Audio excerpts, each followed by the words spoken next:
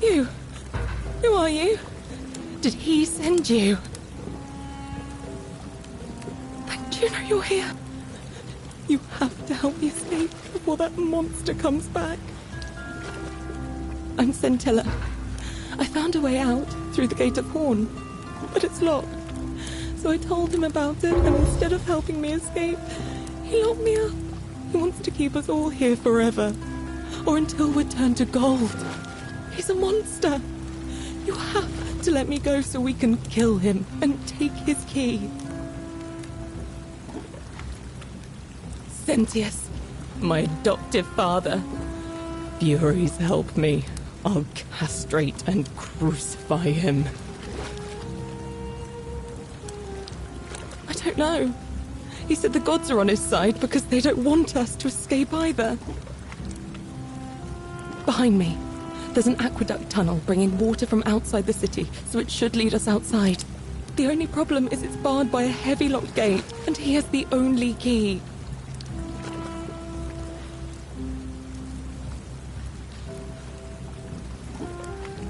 I'm going to take that key from around his neck, even if it means cutting his throat to get it.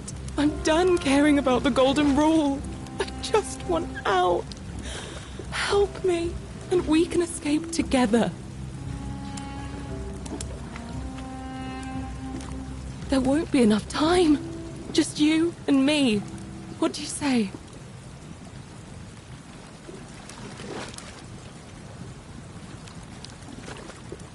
What? No! You can't just leave me here!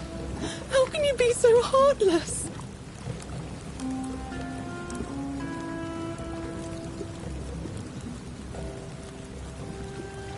I hate you. I spit on you.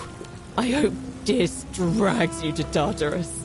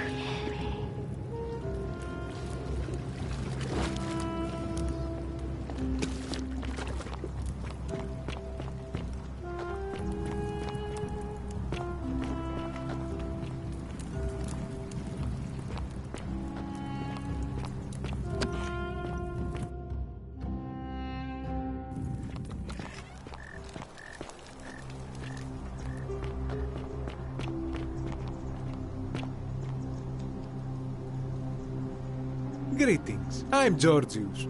It gladdens me to see another foreigner in our midst. We must stick together, you and I. My friend, your words intrigue me more and more. But yes, very well, ask me what you will. And in a city full of Romans you are asking me? Because I am Greek. Let me tell you something about Greeks and Romans. My name is Georgios, yes. But the Romans, they do not care. They hear me say Georgios, and they think, he must mean Georgius. Good Roman name. They do this all the time. They see us worshipping Zeus, they copy us, but call him Jupiter. They take Hades and call him Pluto, Persephone, Proserpina. I am flattered that they copy our ideas, but why must they change the names? Do they want credit for making it all up? Do they want to forget where it came from? At first, I pull my hair out. After a while, I give up, and I become Georgius the Roman. I accept the world is Roman now. Plus, I have no hair left to pull. But my point is this. If you want to know who stole an old Greek name, look no further than the sticky-fingered Romans. The plague you seek was pilfered from a collection of old Greek relics by none other than Dully. He cannot help it. Like a typical Roman, he likes shiny things, especially those that once belonged to my people. And besides, it makes him happy. So I say, let him keep it. I believe he still has it with him, in his cell, just opposite the Temple of Demeter. I hope that our paths cross again soon, my friend.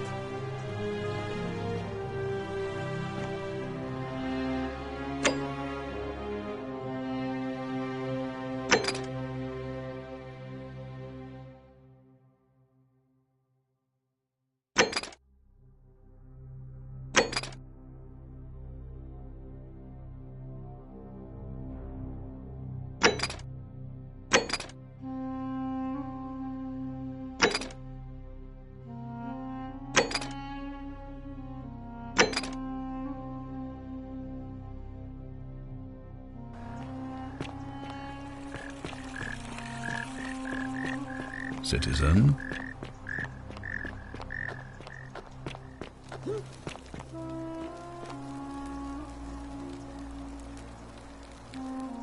Oh, look, you're back.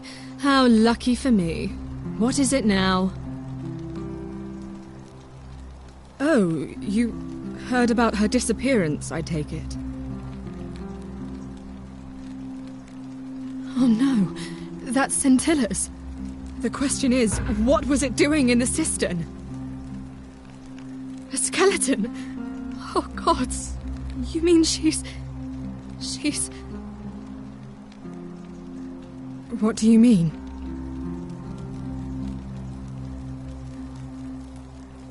But didn't Domitius say there's some kind of creature down there that killed and ate Hannibal?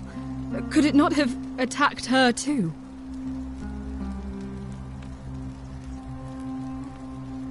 What are you saying? That somebody crept down there and put Scintilla's amulet on another body to make us think she was dead? Why would anyone do such a thing?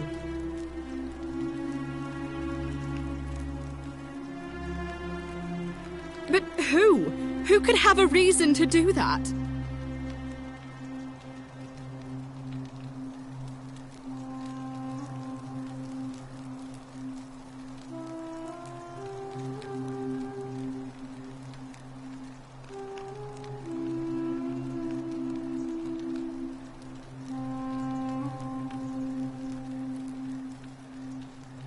That is an extremely serious accusation.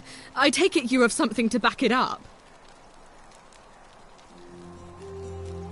So this is just baseless speculation, then? I've heard enough. I won't have you peddling scurrilous gossip about my sister's tragic death. Kindly keep your insane conspiracy theories to yourself, and leave me alone to grieve, you barbarian.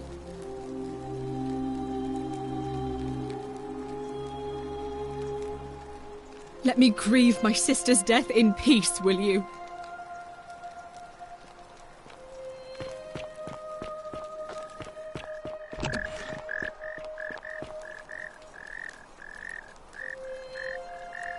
Ah, you've returned.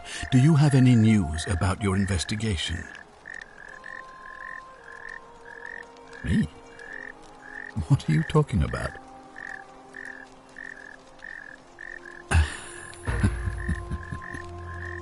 You know, you remind me of him.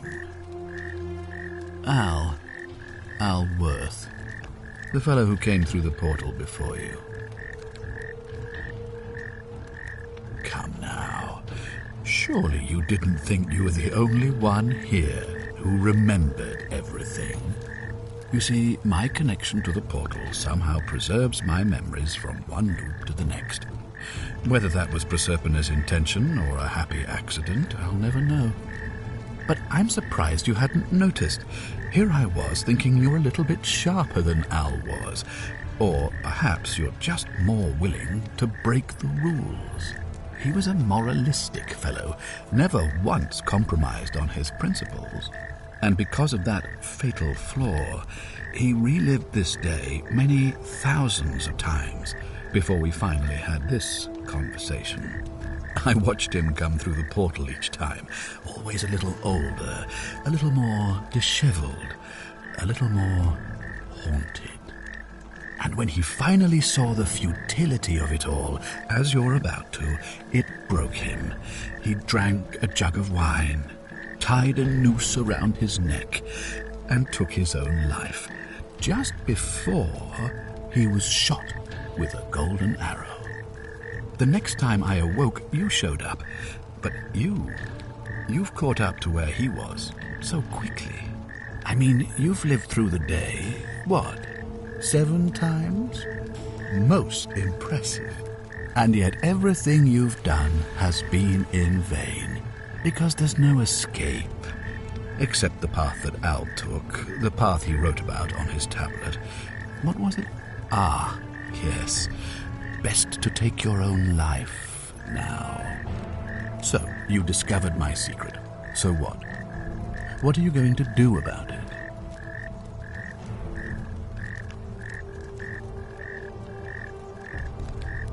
Why?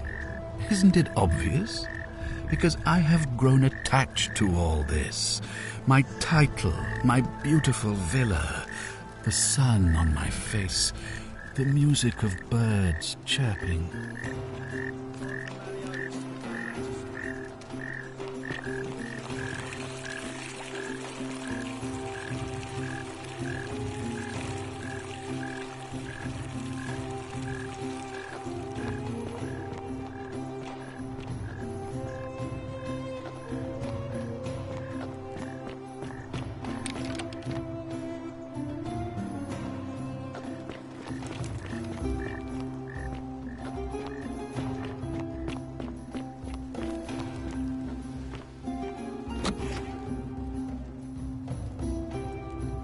Do I need to call Domitius?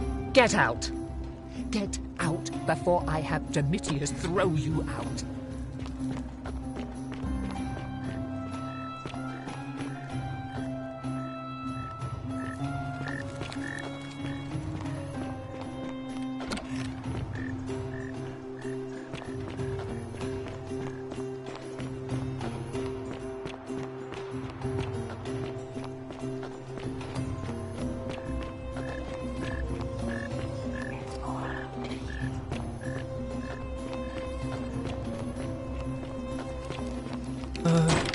Hello? Hello? Have we met before?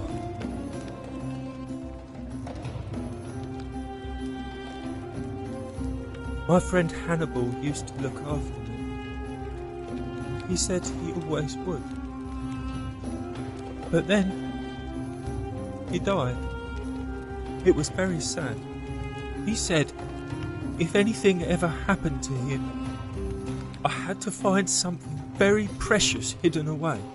He gave me this key and made me promise to keep it safe until I found the treasure. But I couldn't find it. All I remember is he said something about the cisterns. But when I went up to the high one, they put me in here. Now nobody looks after me. Except my friend Galerius.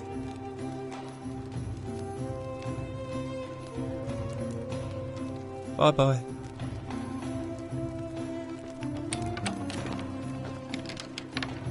Hello. Bye-bye.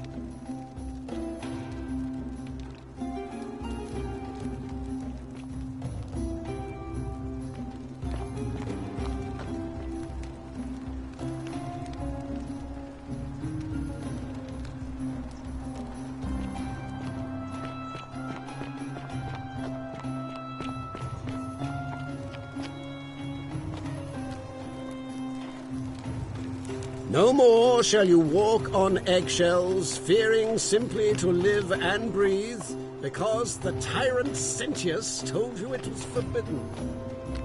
For my first act as magistrate, I hereby announce a day of celebration to mark the end of an era. The myth of the Golden Rule is no more. The Golden Rule is real, you idiot. For his attempt to deceive us all, Sentius is hereby found guilty of treason against the Empire. What? I have committed no crimes. This is madness. His sentence: to fight for his life in gladiatorial combat against Domitius, here and now for your entertainment.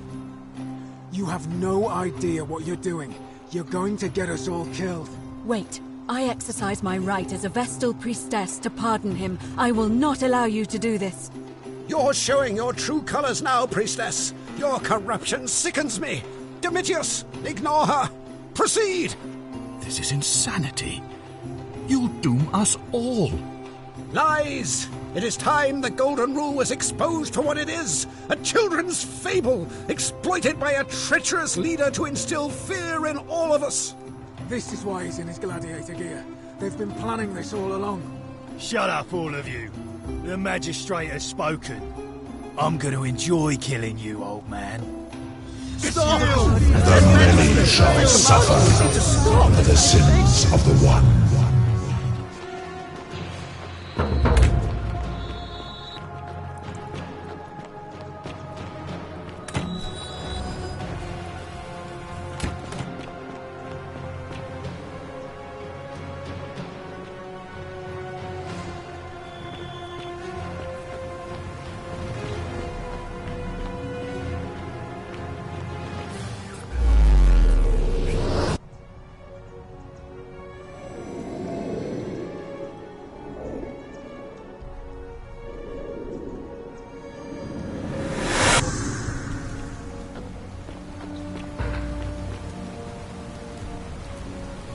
Salve, friend.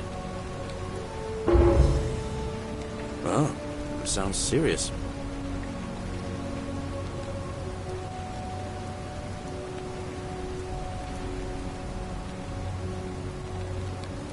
Yulia? Oh no. All right, I can do that. Poor Virgil. Poor Rufius too, I guess. All right, got it.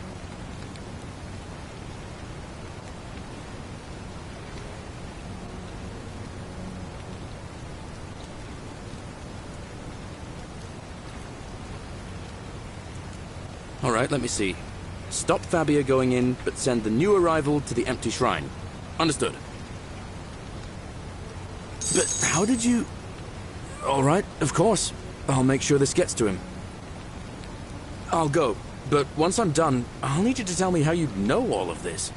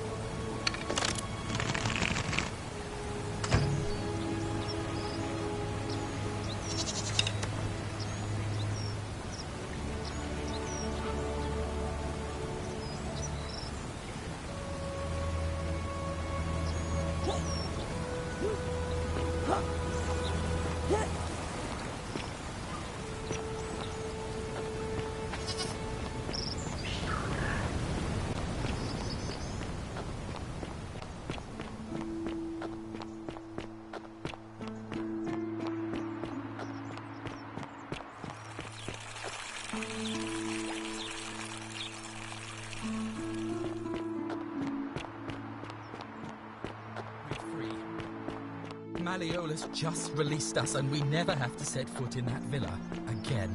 Welcome. What? How? Galerius arranged it somehow. Really? That's incredible. Oh, what a relief. I don't know what to say. You don't need to say anything. Just rest up, get your strength back, and we'll celebrate properly when you're ready. I will. Thank you, Ulpius. I will.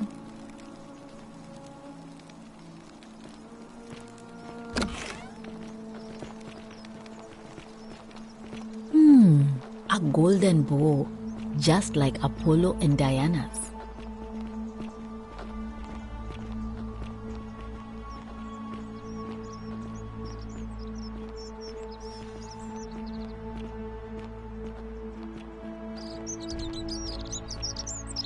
Citizen.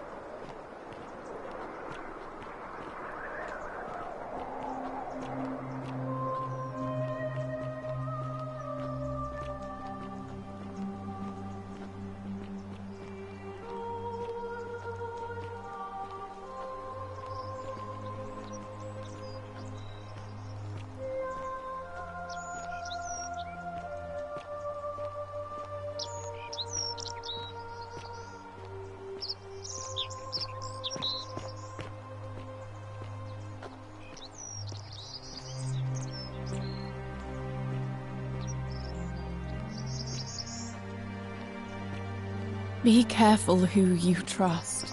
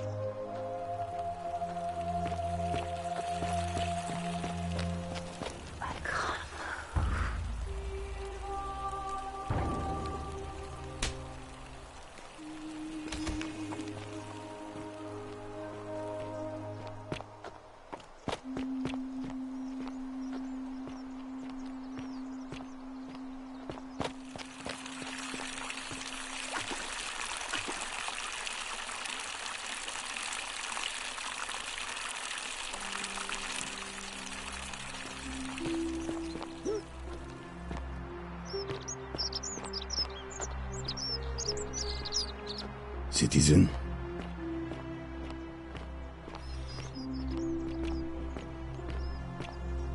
Salve.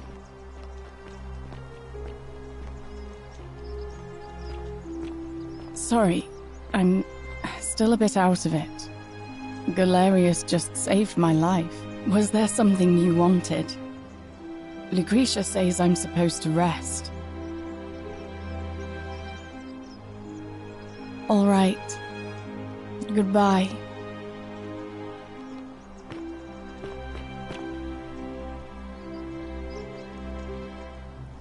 Name's Rufius. Better watch your step. See you around.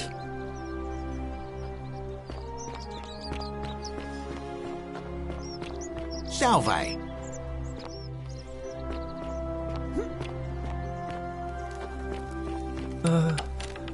Hello. Do you like it? It's shiny, innit?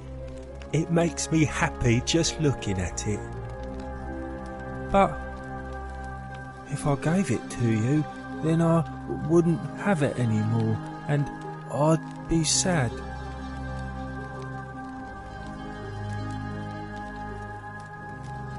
But it's mine, and I really like it. I want to keep it. Well, if you get me out of here, then I wouldn't need it anymore because I'd already be happy. Then you could have it, and you'd be happy too. Like Galerius. He's nice. I like Galerius. He made...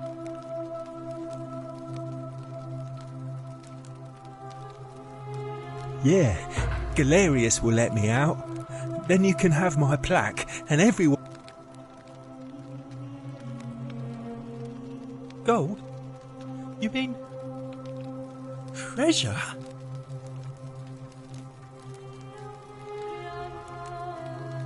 You're going to let me out of here? Really? Oh. Please. I hate it here. It makes me very sad. You're mean. I don't like you.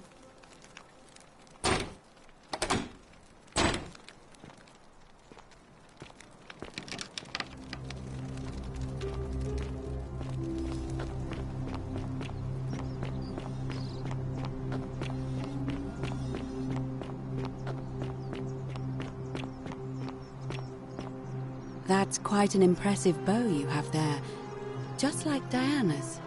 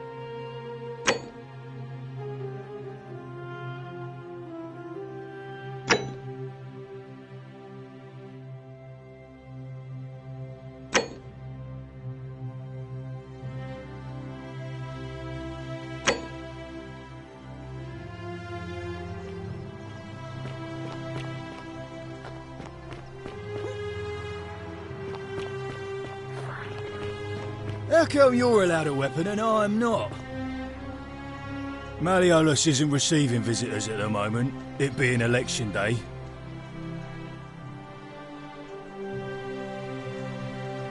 The name's Domitius. Why?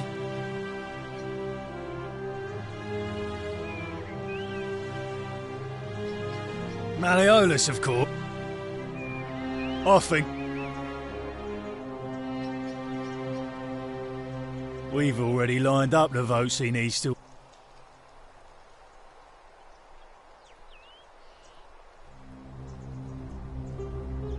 Whatever.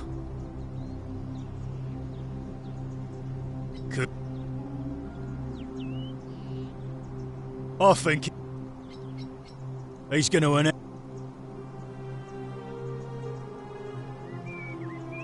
Because if I tell you, and it gets out, it'll give old man Sentius a chance to interfere in our plans. And we can't have that. We've already lined up the votes. Whatever.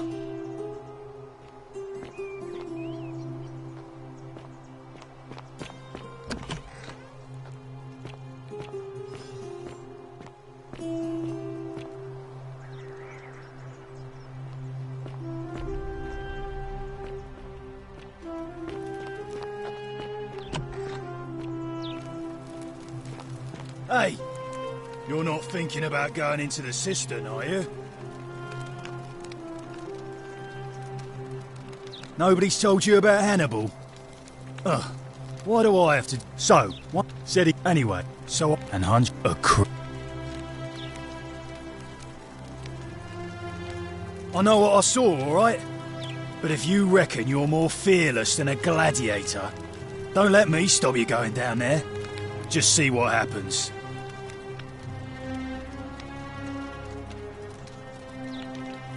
Well, it's your funeral.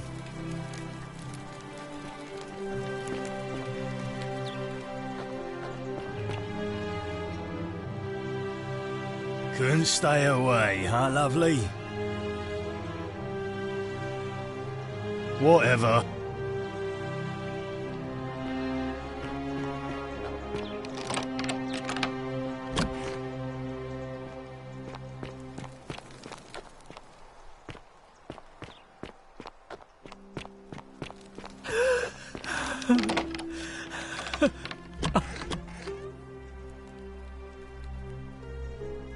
You're not supposed to be a...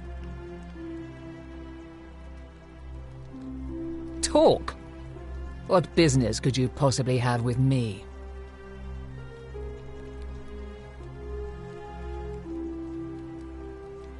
My marital affairs are no... Finally! This is outrageous. Why are you still... Preferably the way you came in.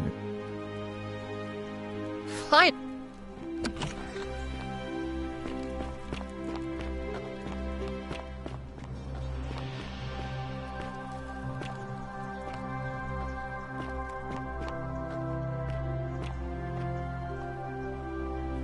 Domitius doesn't usually let anyone in here without a hefty tribute, so you must have been desperate to see me.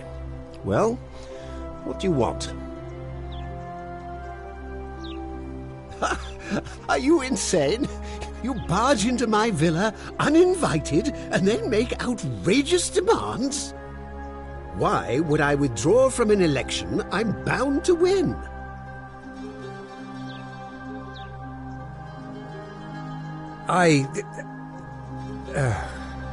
So, it finally caught up with me. I suppose that makes you... what? One of Nero's assassins?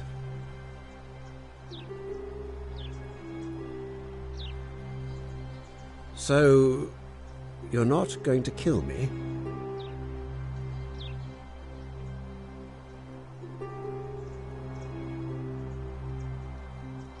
Oh, so much work and money. Oh, well, if I do it, you'd let me live?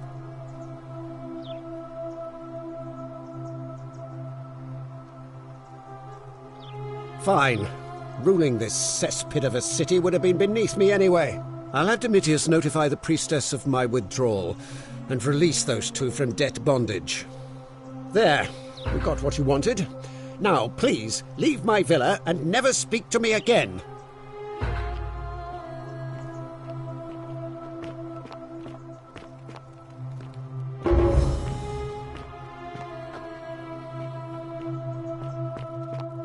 Domitius, are you listening? Yes, sir. I've made a decision to release Yulia and Ulpius and withdraw from the election. I want you to go and inform Equitia. Sir?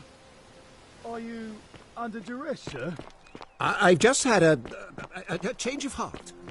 But you were on track to be magistrate, sir. All that work, all that money, wasted. Those are my orders. Carry them out. As you wish, sir.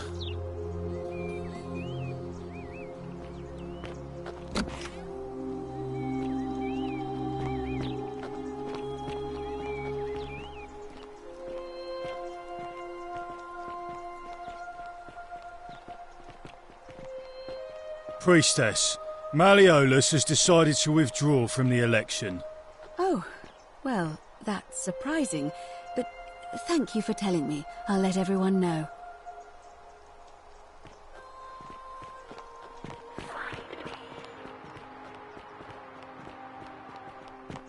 Citizens, I have an announcement. Malleolus has withdrawn his candidacy from today's election. Unless any new challengers are nominated by nightfall, Keep an eye out Sentius for will be Scintilla, would you? re-elected magistrate by default.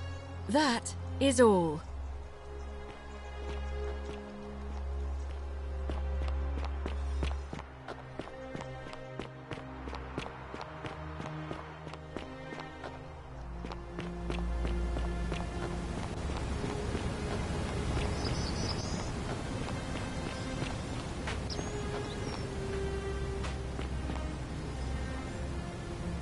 Salve again, friend.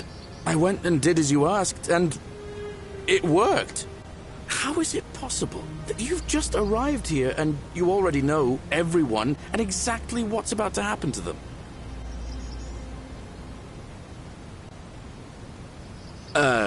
You're toying with me, right? Wait, you're not kidding, are you? That's the only way you could have known. You're a bit like... Oh, what was his name? Sisyphus. Yeah, that's the... Sisyphus would... Tantal... Oh.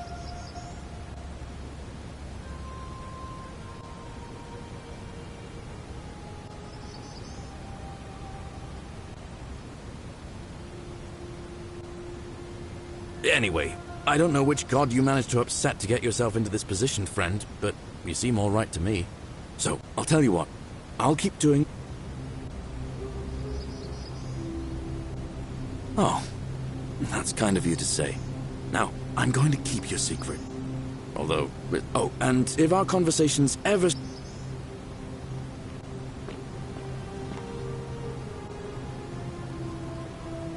I saw you slide down that rope before. There. Well,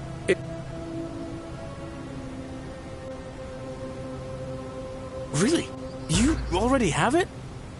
I picked it up in a previous loop, I suppose. It's gonna take me a while to get my head around that. This is going to make her so happy. Equitia, I mean. Now I just have to figure out how to give it to her. What I really want to do is walk up to her, give her the flower, and confess I've been madly in love with her since the moment we met. But on the other hand, I can't shake the feeling that the consequences could be... terrible.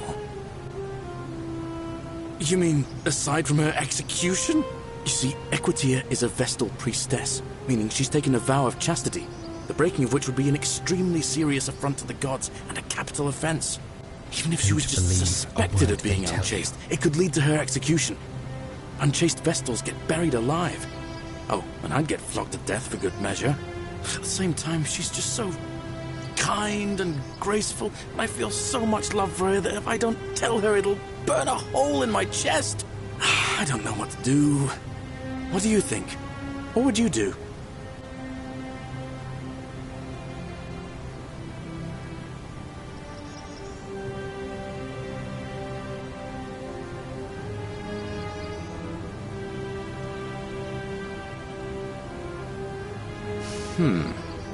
Now that I hear you say that out loud, I hear how crazy it is. I think maybe I need to be a bit more cautious. What I need is a go-between. Someone who can tell her how I feel and find out how she feels without risking her life. What do you say? Do you think you could help me one more time? Wonderful! Now, all I need you to do is give her the flower and tell her it's from a secret admirer. Tell her I'll keep my distance and that I just want her to know that she's loved.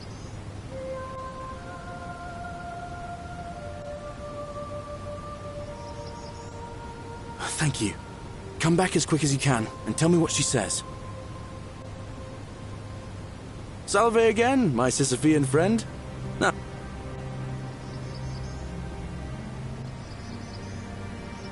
I've bounced the idea around once or twice, mainly as a way of getting Dooley set free.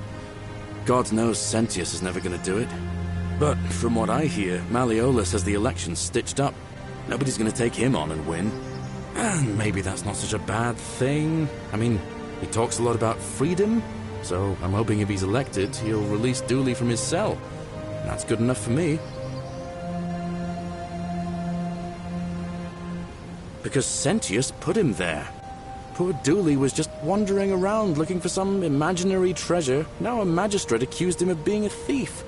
That's nonsense, of course. Dooley's the most harmless man you'll ever meet. But Sentius really has it in for him, for some reason. He did? Oh, that was unexpected. I wonder what could have possessed him to do that. Well, I guess it's time for me to step up then. I'll let Equitia know I'll be running. All right, friend. Hope you find a way to break that cycle you're in.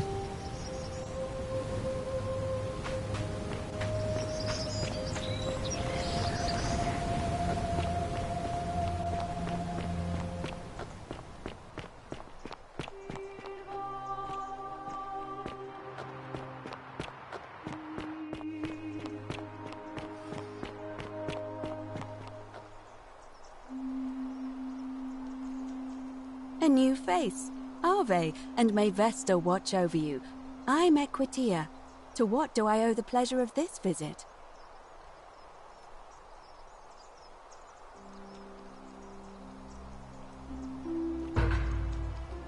Oh, how lovely. It just happens to be my favorite, too. Who do I have to thank for this?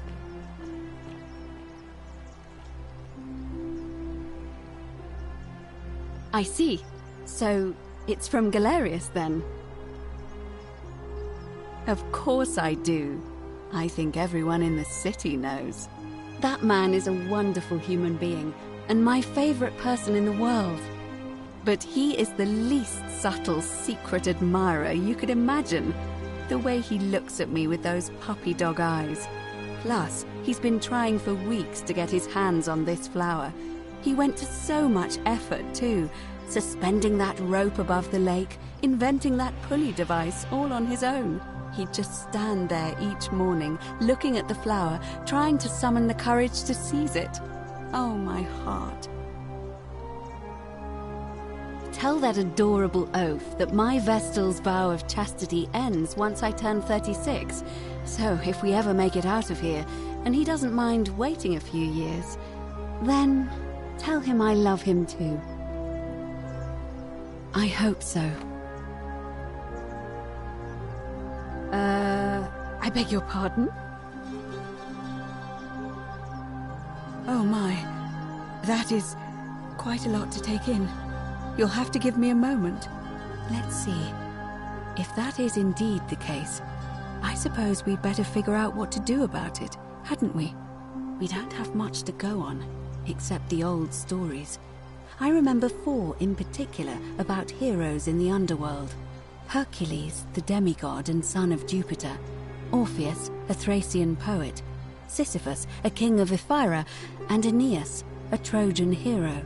Hercules was able to leave the underworld because he cowed its god with his strength. Sisyphus and Orpheus both relied on their wits instead. They persuaded the goddess of the underworld, Proserpina, to help them escape. And finally, Aeneas was able to escape with the help of a spirit guide, who led him through a secret gate. So it seems you have 2 options: to confront the god of the underworld head-on, or find a way to escape with the help of Proserpina or some other guide.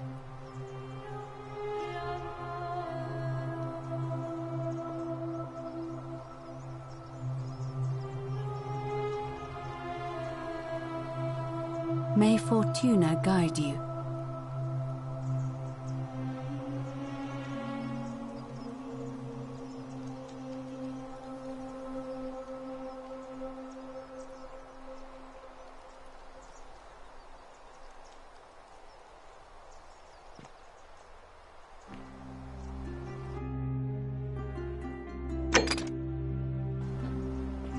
All weapons are to be tossed into the chasm. So you survived the cistern. Probably just a stroke of Fortuna. Don't get cocky. Couldn't stay away, huh, lovely?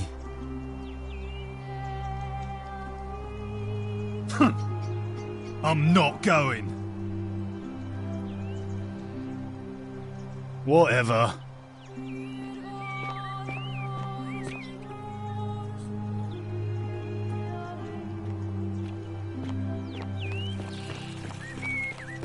I hope you have a good reason for flouting my weapons ban.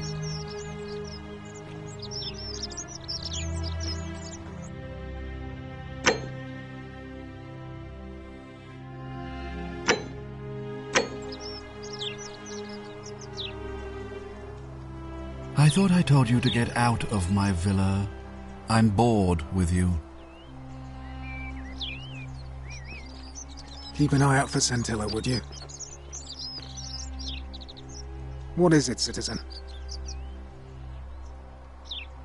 Not that it's any of your business, but my loyalty is and always will be with Sentius. I went around asking the same questions when I first arrived. Never did find a way out. But I learned how to accept my situation. To bear trials with a calm mind robs misfortune of its strength and burden. That's from Seneca the Younger, if you're interested.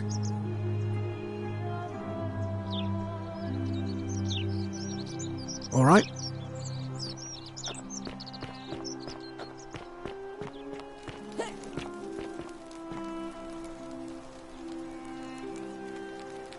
Oh, I wish Horatius would stop. Oh. What? Really? But...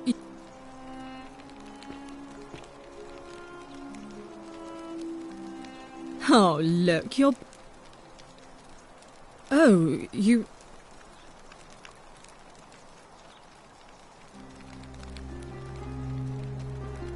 Oh, really? That can't...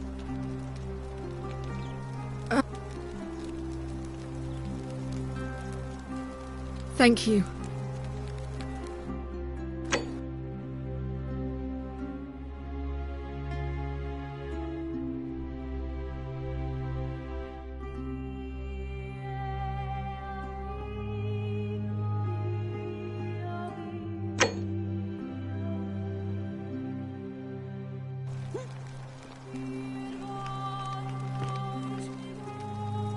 All weapons are to be tossed into the chasm. Magistrate's orders.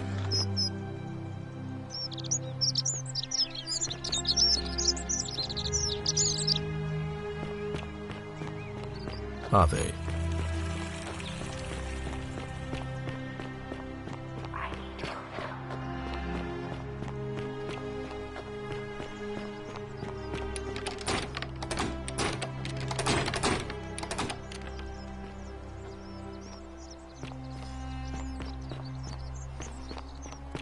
Ah, a fellow traveler from a faraway land.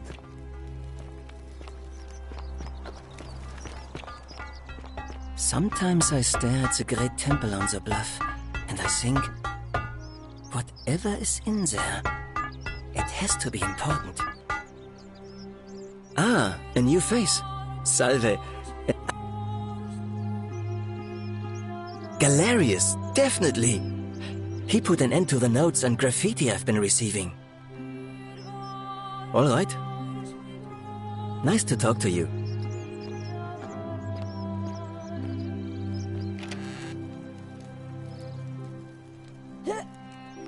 This area is private. Please leave. Wonder how much one of these statues is worth on the outside. Oh, shiny. Salve and welcome. Need something?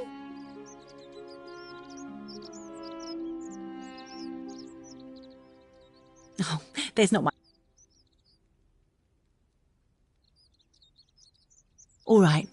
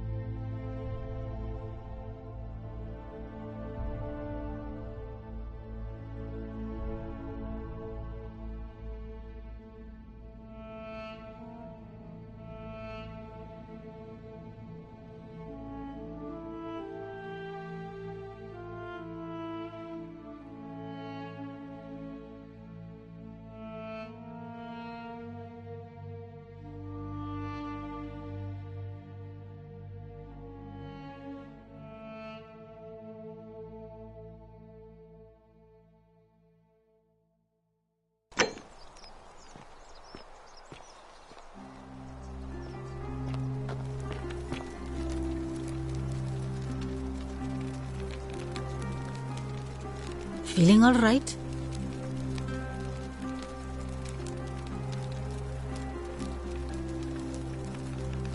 Oh no. Anything about what? That's a shame.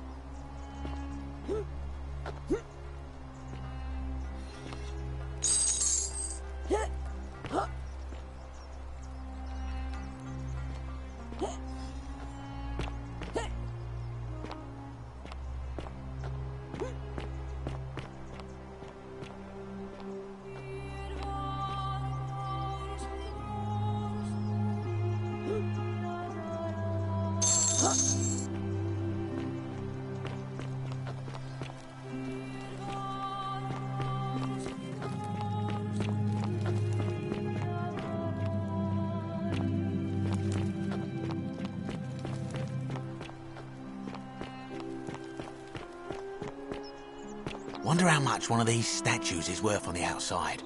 Hello there, friend. May I say, that is a glorious bow you're carrying.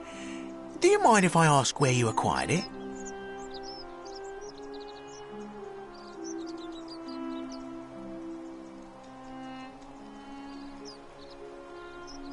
Are you well, stranger? Have you been out in the sun too long? You seem a little confused. Perhaps you should go and see Lucretia in a clinic. Sentius, I suppose. Stability is always good for business. Yeah? And what's he going to do for me? He's nothing. Certainly, for a few thousand denarii.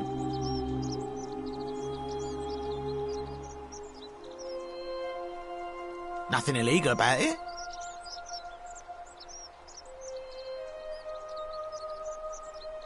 Pleasure doing business. Can I help you with anything else?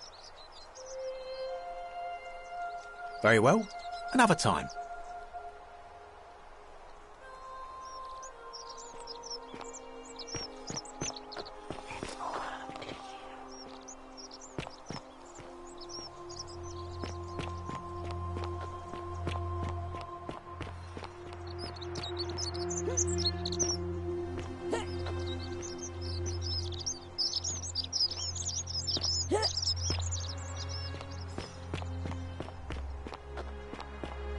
Citizen? Ah, you again.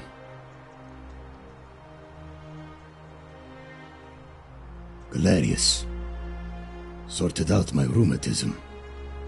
For the first time in a long time, I'm not in constant pain. Good man. Fine. See you around.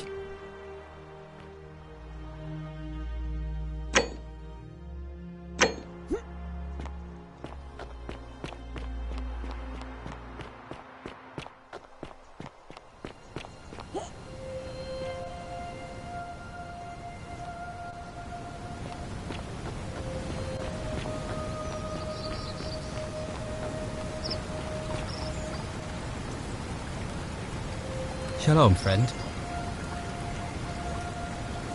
Sentius, I suppose. I'd have to be insane to vote for Malleolus after what he did to me. Galerius, the farmer. He's a good man, but I think he's more valuable on the farm than as magistrate. I don't. But even if I did, I'm not going anywhere. I have unfinished business. All right, friend. Thanks for the chat.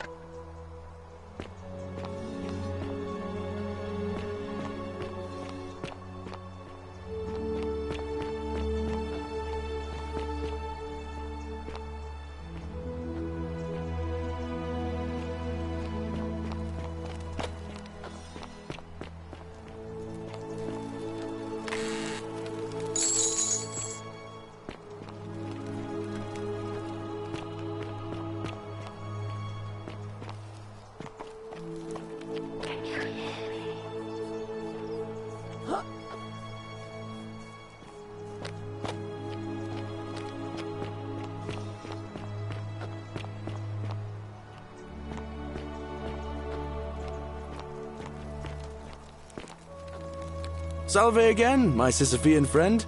Oh, and I'm in the running for magistrate. Feeling kind of nervous, but I'm hoping it'll all be worth it when I order Dooley's release. I just hope I'll have the votes I need. Now, what's on your mind? Thanks. What did she say?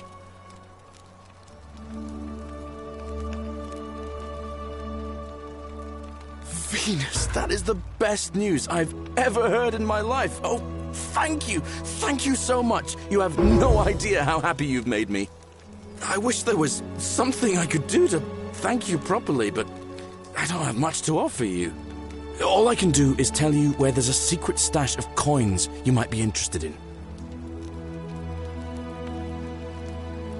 In the rock tunnel near the stairs, there's a little doorway set into the rock.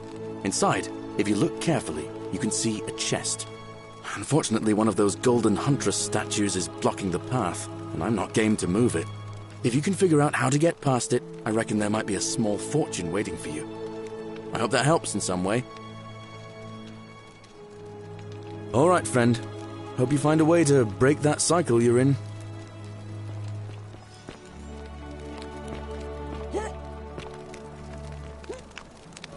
Hello?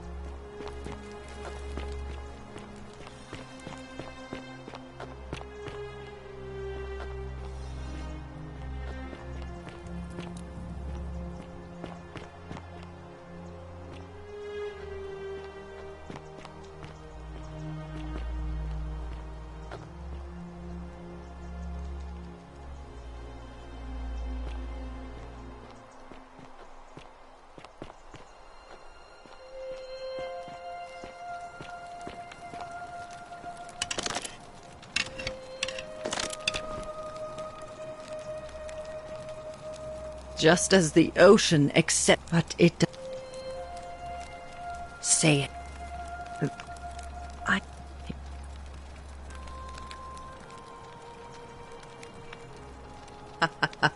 I understand.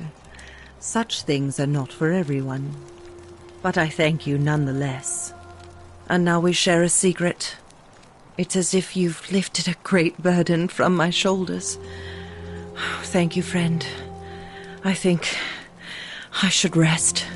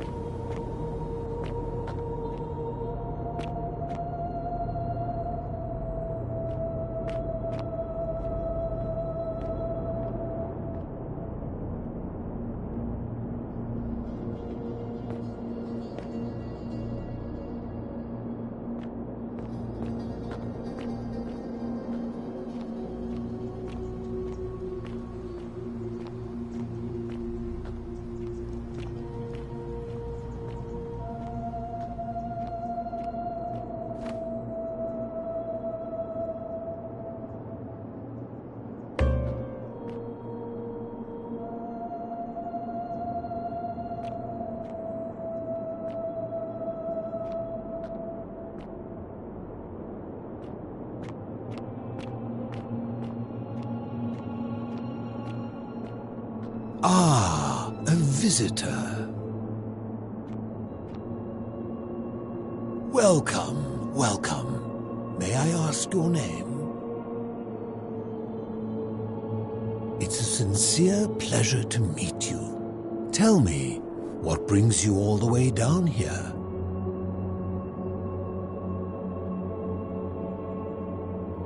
Then perhaps the fates brought you here to learn the secrets of this place. I will tell you everything I know, but first, a request. I've been living down here alone for many years, with nobody to talk to but myself. The one thing I long for above all else before I die is a good philosophical argument with somebody astute. I'm hoping that person is you. Let us find out with this simple question. Have you deduced the name of the god responsible for the Golden Rule? Excellent. I see you are indeed quite astute. Very few come to that realization before their time in the sun is over. Now, will you join me in a friendly Socratic dialogue? Wonderful. Then let me begin with a question. Would you say you know the difference between right and wrong?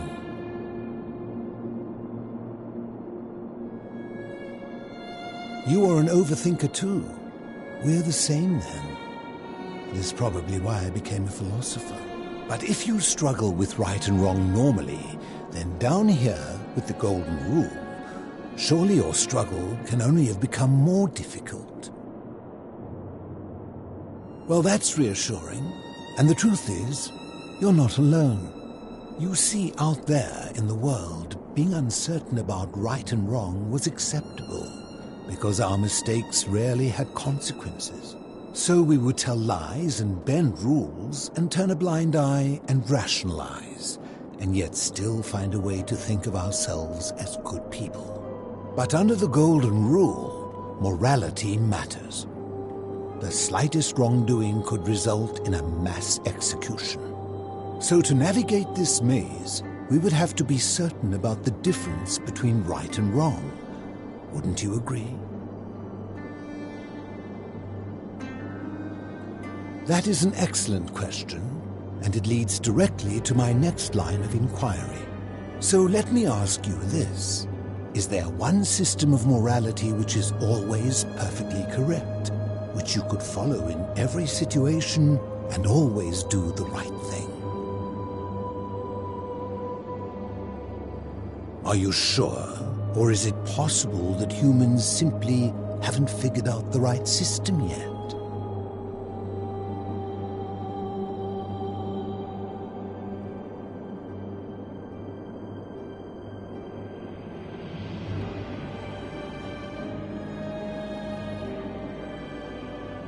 So is it up to each of us to decide what right and wrong mean to us individually? Or must we simply follow the laws and customs of whichever community we're in?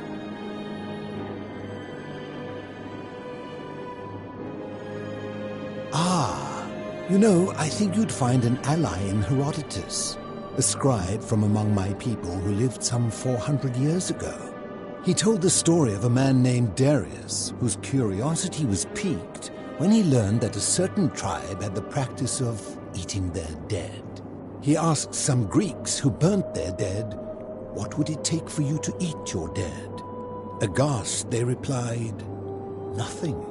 Then he asked the tribe who ate their dead, "What would it take for you to burn your dead?" "Nothing," they replied, equally aghast. From this, Herodotus concluded that custom is king, that right and wrong are merely local ideas which do not survive the journey from one tribe to another. I take it you're in agreement? Then let me ask you this. If you visited a tribe where they ate each other, copulated with the dead and drank wine from cups made out of human skulls, would you still maintain that within such a tribe there is nothing wrong with such conduct?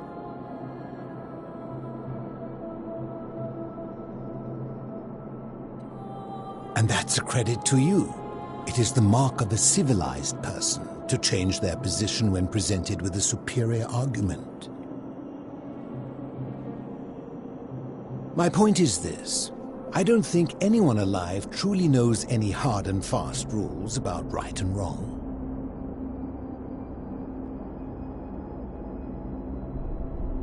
Surely you would agree there are circumstances where an exception may be made, such as where it is necessary for self-defense or to prevent a greater evil? For any rule, you can imagine there are countless situations in which that rule may be suspended, and those situations are impossible to codify. If there is one thing I have observed about rules, it is that virtuous people do not need them, and evil people will always find a way around them. And so we must accept our limitations, and the sad truth that no human society will ever achieve the utopia for which it strives. In mathematics, we would call it an asymptote, a line that can be approached but never reached. Because the only way to create a utopia is with the ever-present threat of force, such as the Golden Rule. This and no other is the root from which a tyrant springs when he first appears as a protector. And life under tyranny is no utopia at all.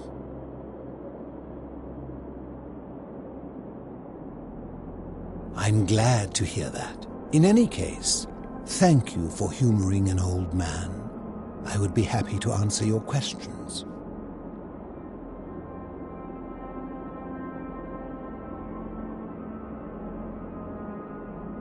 You mean, how did I end up living alone in this cave with nothing but these relics of the past for company? It's a long story. I was a quarrelsome young man. At 19, I left Corinth for Rome to study rhetoric at one of her finest academies, so I could argue more forcefully. Back then, I used to enjoy verbally sparring with everyone I could, and I was good. One night I found myself in a tavern, in an argument with a drunk mercenary. It became heated, he drew a gladius, and I won the argument, but lost my life. I woke up on the banks of the Styx at a campfire opposite Karen. Of course, I tried to persuade her to let me return, but even with all my skill, I failed. I settled in, made friends, and learned what I could, quickly realizing our little community faced certain death under the Golden Rule. So I began looking for a place to hide underground.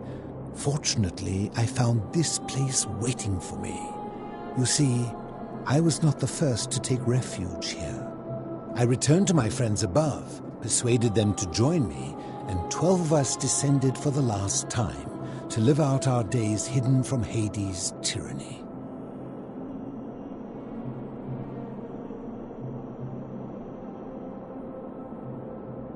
I'm afraid I am the only one left. There were 12 of us in the beginning, but one by one, my friends passed away. Some from malnutrition, others from madness and despair. It has been lonely.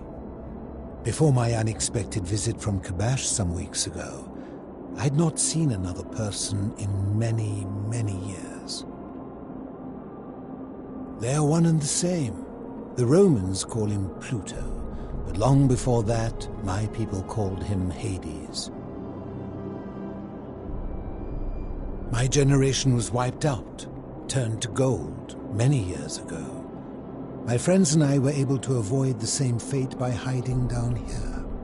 I think it's safest to assume that if I was to return, Hades would realize that his furies hadn't finished the job, and he'd send them after me again. I fear that if you were to utter my name in the city, even by mistake, that Hades would hear you and know I am still alive. Living in darkness is not without its challenges. The first challenge is diet. Fortunately, I found that eating fresh fish provides most of the nutrients I need. And sometimes, when there are Greek people living up above, I surface at night and salvage the offerings they've left in the temple of Demeter. The greater challenge is the isolation, so I like to imagine arguments, where I argue both sides. But, like so many things in life, arguments are better with a partner. As you wish. Ha! If I did, would I be living like this? Did we not discuss it at length already? Oh, I see. You're toying with me. Ha! You seek the plaque bearing the Egyptian inscription? It is a cursed object, and I would be happy to give it to you, if Kabash had not already taken it. I will tell you. but you may find him hostile.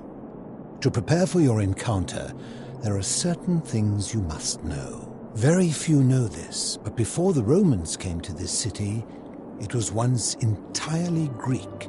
The architecture, the temples, and the people. When the Romans came, in typical fashion, they claimed it as their own, built over everything that could be built over, and renamed the things that could not.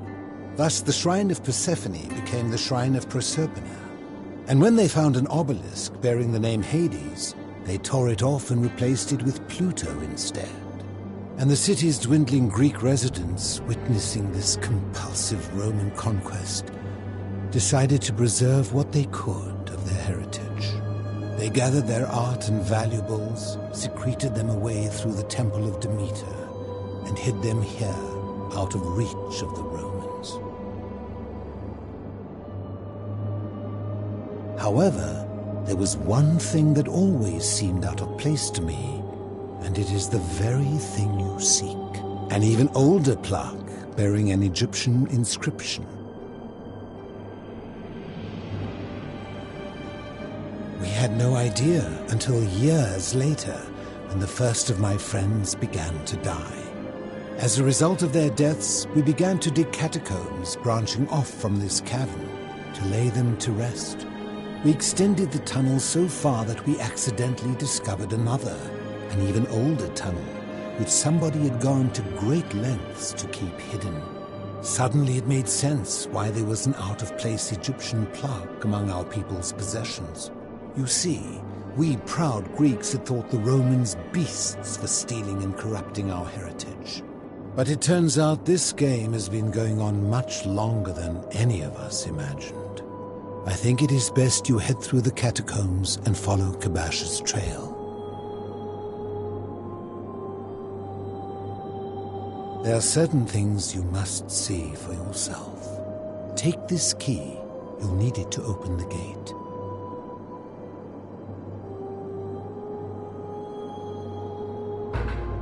I enjoyed our chat, but please, keep my presence here a secret, yes?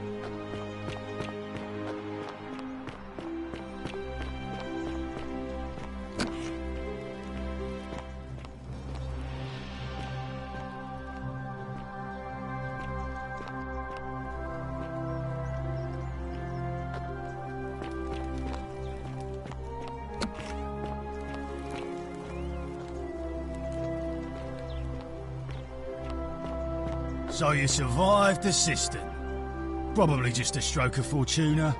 Don't get cocky.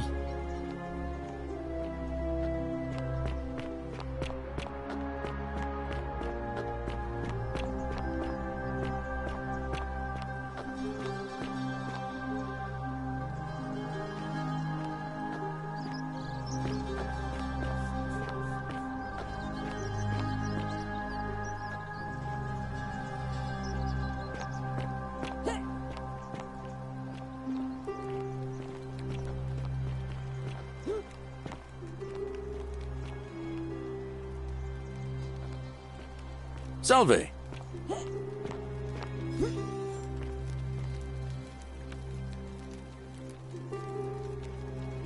Arve again. Did you find what you need? It must be completed by dusk, just the same as any other official business. It'll be between Sentius, the incumbent, and Galerius, the challenger. Why do you ask?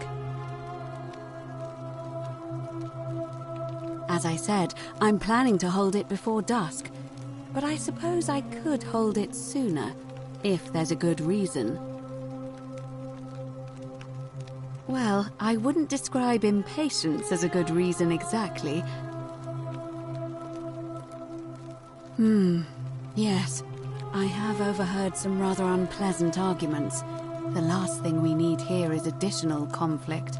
Very well. I'll get things started right away.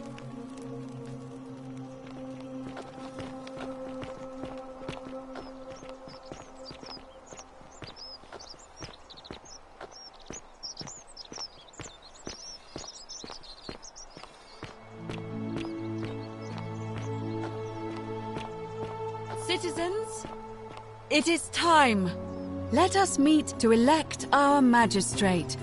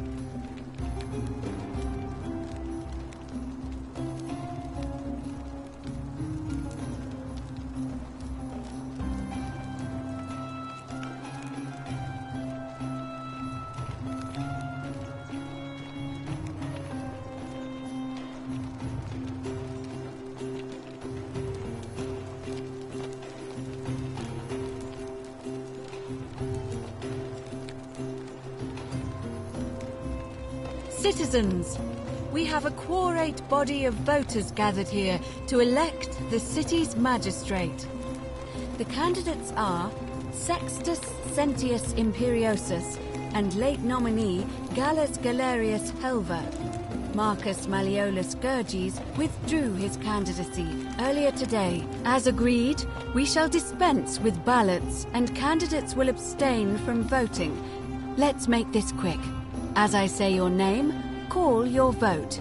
I'll start with you, Horatius. Sentius, of course.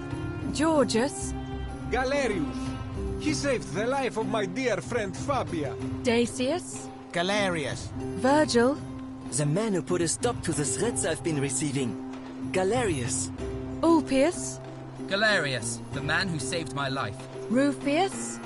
The man who treated my rheumatism. Galerius. Citizens, you have made your decision. Your new magistrate is Gallus Galerius Helver. What?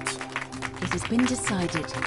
Magistrate Galerius, would you like to make a brief address? I just want to say, this isn't something I ever wanted.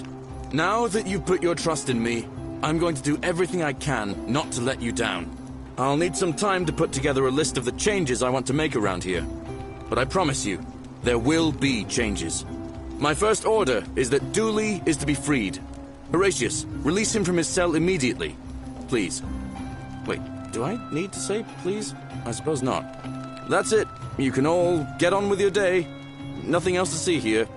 Move along.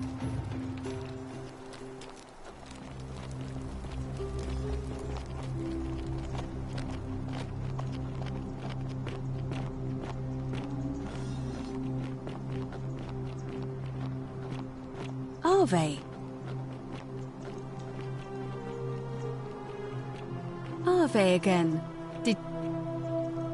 See you again.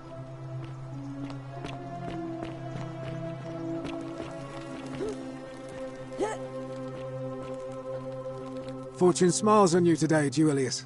Magistrate Galerius here has ordered your release. You're going to let me out of here? I'm sorry it took so long, my friend. And it wouldn't have happened at all if it wasn't for a newcomer. So be sure to offer your thanks when you can. I will. I will. Thank you, Galerius. I'm so happy. I'd love to stay and chat, but I've got a lot of work ahead of me. Why don't you go to the baths? Then tell Georgius I said you could have some new clothes. Then I want you to go home and rest. I'll speak with you soon, Dooley.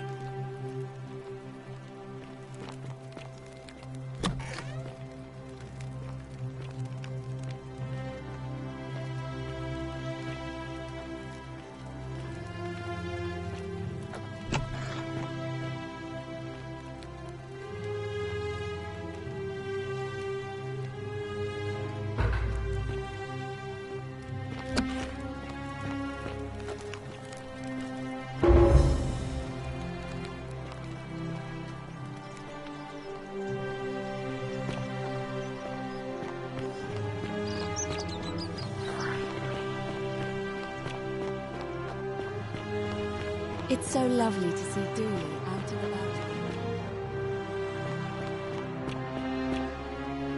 about. Ave again. Don't believe a word they tell you. See.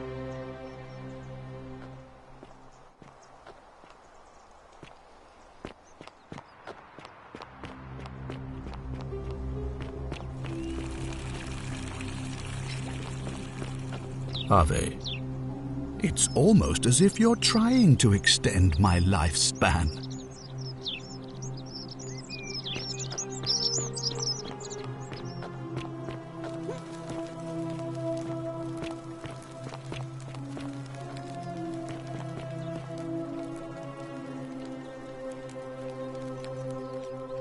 Oh, look, you're back.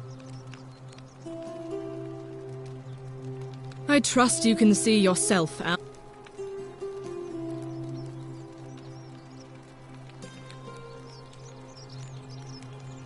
Oh. Yes, please.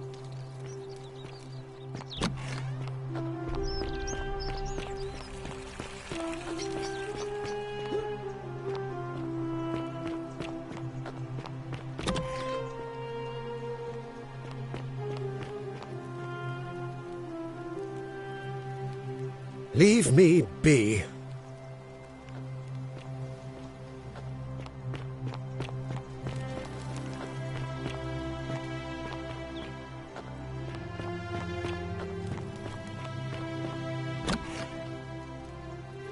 Why are you still here?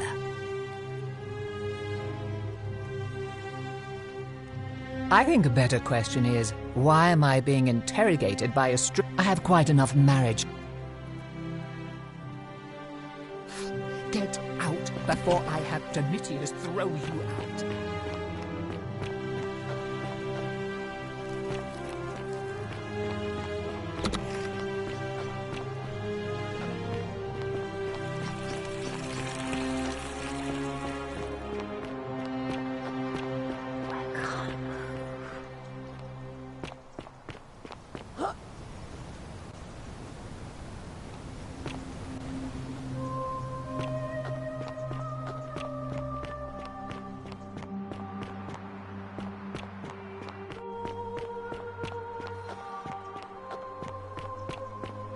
So Yulia is alive, Galerius is magistrate, and Dooley is free.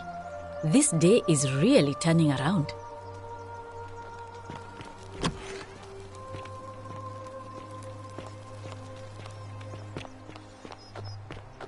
It gladdens my heart that Galerius set poor Dooley free. I will cherish this moment. Did you hear Galerius free Dooley? He's off to a great start as magistrate.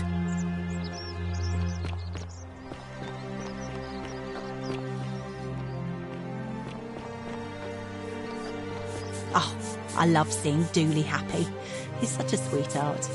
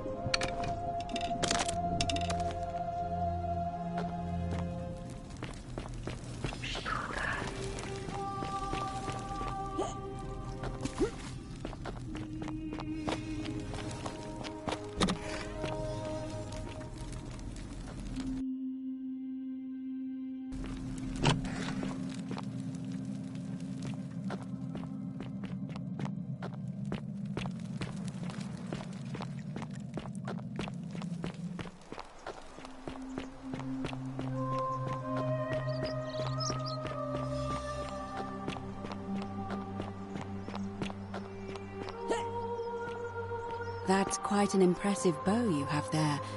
Just like Diana's.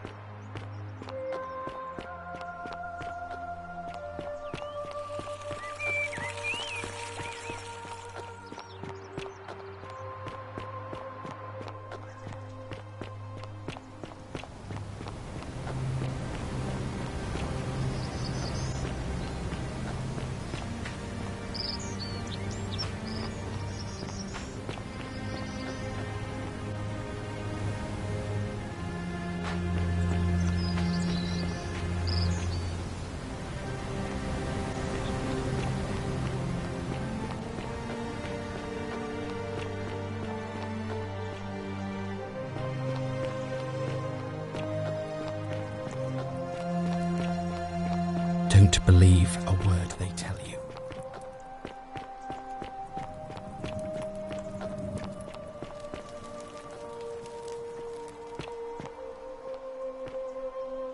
Glad Galerius won. He deserved it. I can't believe Galerius is our new magistrate. He must have cheated Fortune somehow. smile on you, Just sister. this morning I was sure Malleolus was going to win the election. Wonder how much one of these Hello there, friend. May I say, that is a glorious bow you're carrying. Do you mind if I ask where you acquired it? Well, I'll take your word for it. But perhaps you'd be interested in selling it to me. I mean, it's not as if you have any use for it down here.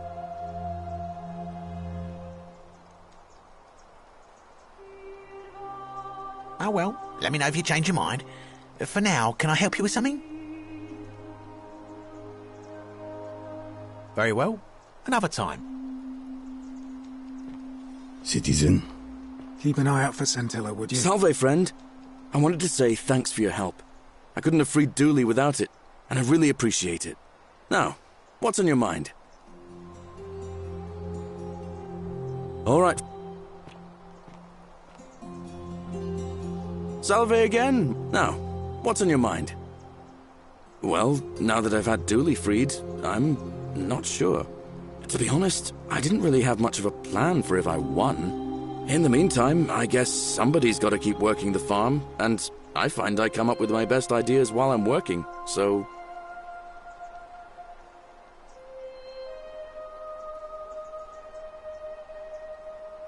Oh, I don't give it much thought these days. I mean, everybody here's got their own view about what we need to do to survive. But I say, let's spend less time arguing about what it means to be good and just get on with it, you know? All right, friend. Hope you find a way to break that cycle you're in. Ah, you again.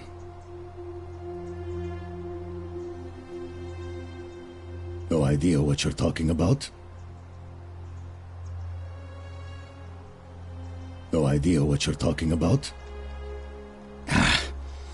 Look, I haven't been at my best lately. I know that. It's the rheumatism. It starts with constant pain in all your joints. Then the pain starts to mess with your head. Makes you angry, mean. I know that's not an excuse for how I acted. But it's the truth. But with the willow bark, I'm already starting to feel like myself again. I'll leave him alone from now on. It's not as if I was ever going to hurt him anyway. I was just lashing out. I'm going to go and clean up the graffiti. Just forget this ever happened. Will you?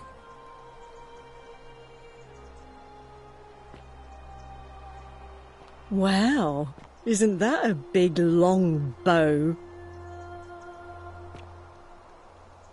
What now?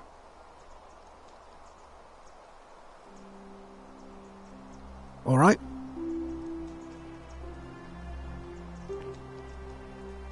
Ah, you're here. I'm so glad you decided to visit.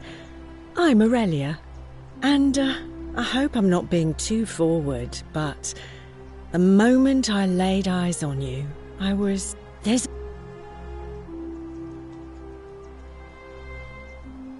Why? Just because I'm a woman? Honey, it's your loss. I take back what I said. Suddenly, I don't find you so intriguing anymore. Let's just forget that ever happened, so we can at least do business.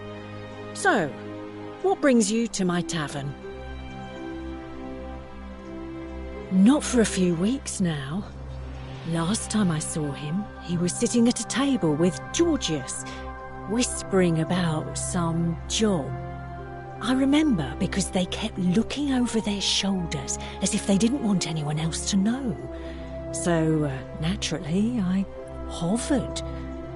The one word I kept hearing was vanishing, and then, the next day, Kabash just disappeared. Coincidence? I think not. All right, see ya.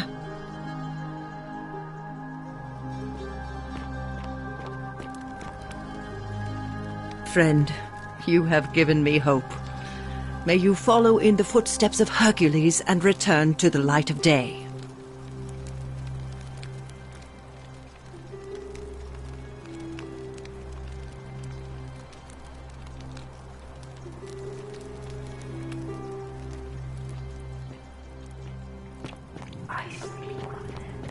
Don't believe a word they tell you.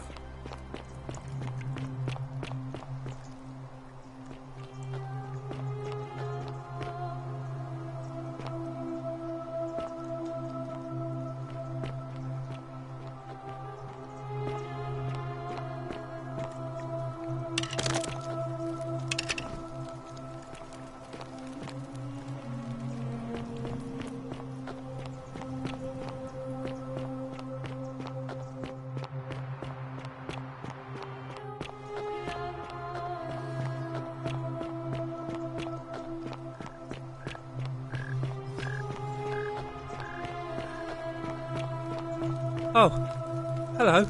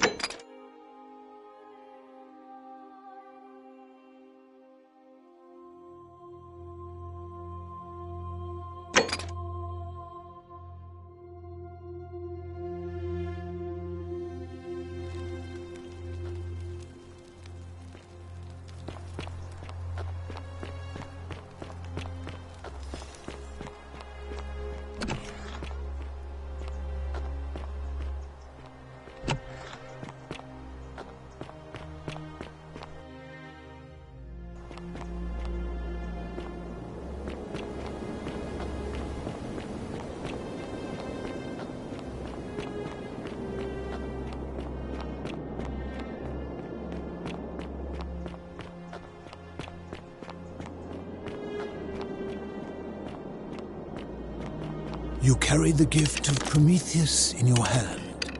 Remarkable. Good to see you again, friend. Did you find what you need? I enjoyed our chat, but please, keep my presence here a secret, yes?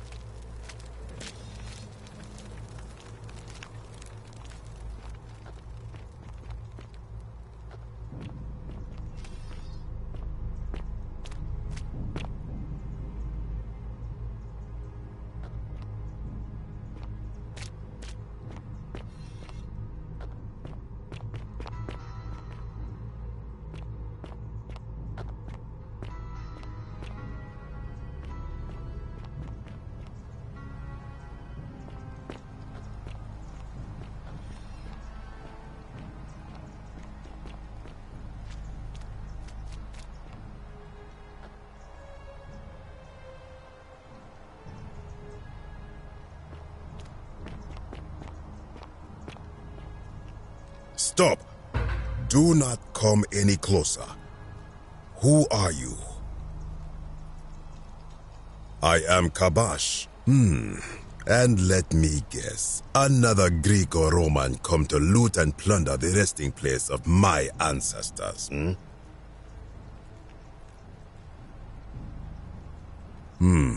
Trousers, boots, curious here. No, I suppose you do not. Then what do you want? To what end? That is welcome news. You really are not Greek or Roman, are you? I was planning to return it myself, but for now, I must remain. Here, take it and restore the honor of Osiris.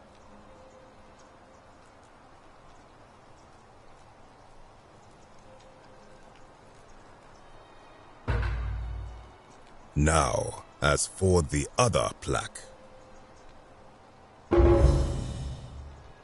Indeed, I have it right here. I stumbled across a collection of dusty curiosities while searching for a place to hide from the hungry children of Amit, and there it was. You may not. In fact, I am about to destroy it. Because it speaks a treacherous, blasphemous lie. I will tell you, but first, do you know what this place is? Indeed, and I see you know our history. This is the Duat. See what has become of it. I have been down here for weeks, piecing together its story. And here is what I have learned. As Egypt declined and the Greeks had their turn to flourish, their souls came here in great numbers. But instead of adopting our ways, they copied and corrupted them. When they found the obelisk bearing the name Osiris, the true god of the underworld, they desecrated it, removing his name and replacing it with Hades. Even the ferryman of the dead, known to my people long before as Kerti, they renamed to Keron. As if that desecration was not enough, they built over this place, using it as the foundation for their own underworld, so that ours was forgotten. My only solace is that the Greeks then suffered the same fate when the Romans rose to power, renaming Hades to Pluto, and the cycle began anew.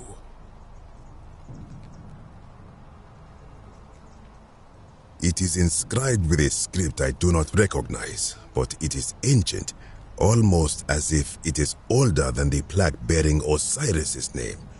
But if that is so, it would imply the gods of Egypt are mere imitations too, copied and corrupted from an ancient people who prospered even before us, and that my people did to them what the Greeks and Romans did to us. But this I cannot accept. I sense a deception. Perhaps it is the work of Set, the usurper, seeking to undermine Osiris once more. You will never know. This work of sacrilege must be destroyed, thrown into the black abyss below in Osiris's name. You are too late. It is done.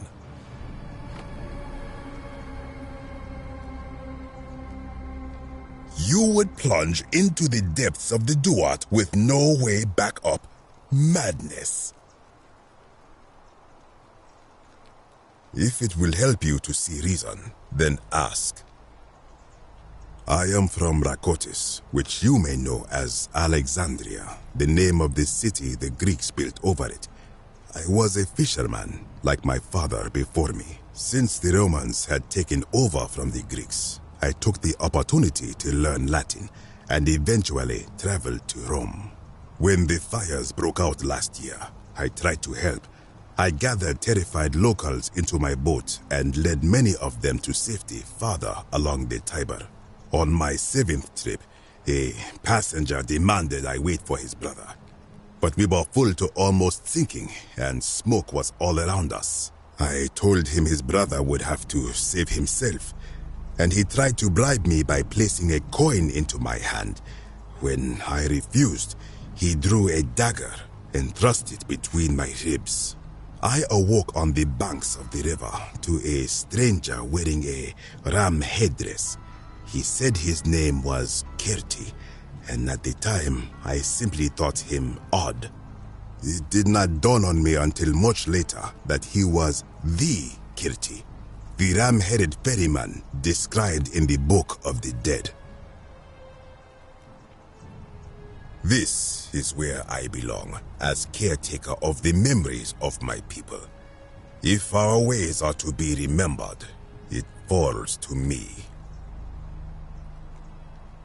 I think if someone is to break the golden rule, it will not be me, for I try to live as I always have by the command of the goddess Ma'at. Do to the doer to make him do. As for the punishment that will come from it, I finally understand why it has long been said among my people that gold is the skin of the gods. I do not know. What could possibly lie beneath the underworld? Perhaps it is infinite darkness. Perhaps it is the lair of Amit, the devourer of souls. All I know is it would be unwise to venture down there. Most unwise.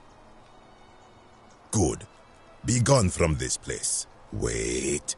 You are planning to go down there. I see it in your eyes. You would plunge into the depths of the Duat with no way back up. Madness. We shall see.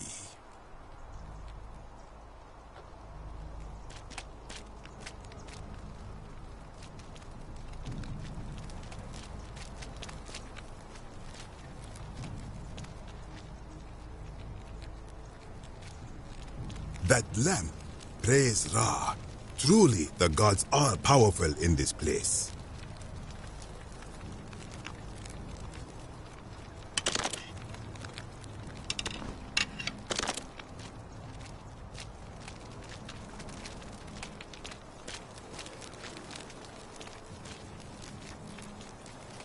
You are still here.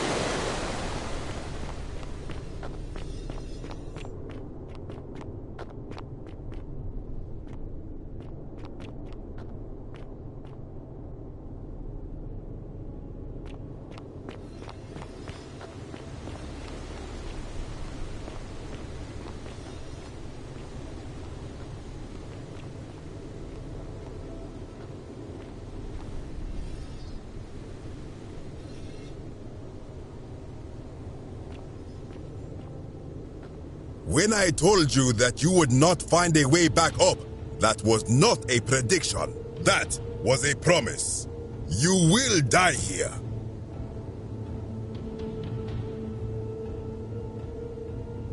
I disagree.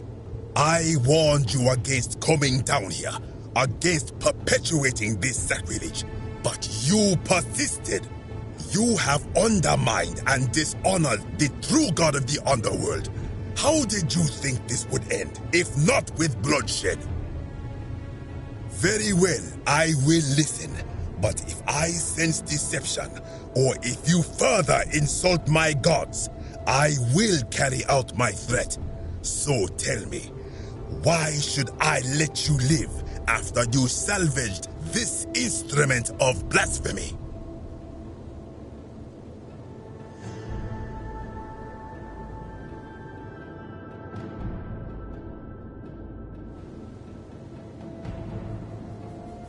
That may be true of many things, but this is different.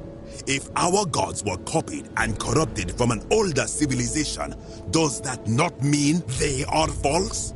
Does that not mean our prayers to our gods all fell on deaf ears because we were not even addressing them by their true names?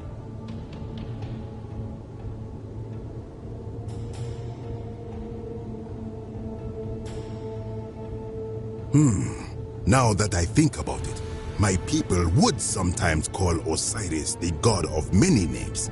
Perhaps it is so. But the underworld of my people is so different to this one, and so unlike the way it was described by our priests. Many of my ancestors endured great hardship to live good lives so that we may descend to the Duat in death and be judged accordingly. We prepare to have our hearts weighed on Anubis' scales and to swear ourselves innocent of sin before the 42 assessors of Ma'at. And yet, I arrive here to find the Book of the Dead contained only a seed of truth. And now I ask myself, did our priests steal and embellish the stories of an older people and feed us lies all our lives simply to trick us into obedience?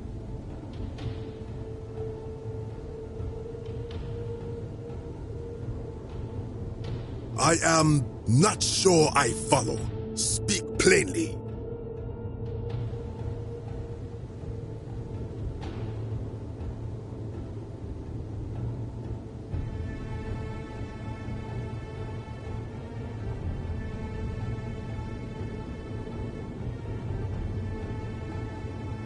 Now you insult me and all of my ancestors.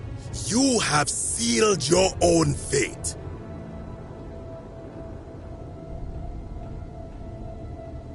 Good. I welcome it. You see, the philosopher told me that each time it breaks, Osiris bellows with rage, and his voice shakes the very foundations of the earth. I can only hope one more tremor will lay waste to this fragile place once and for all, and you along with it. The many shall suffer for the sins of the one.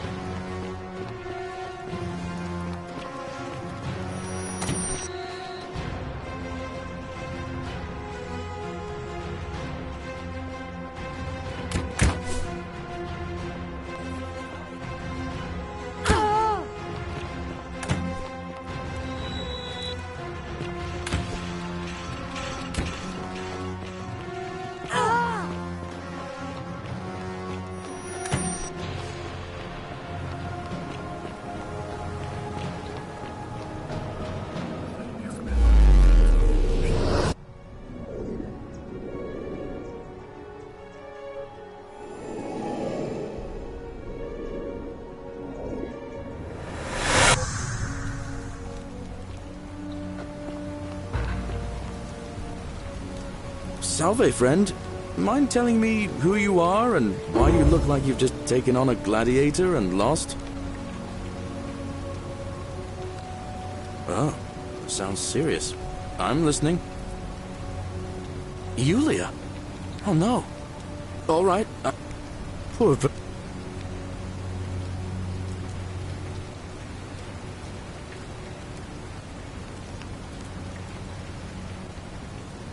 All right, let me see.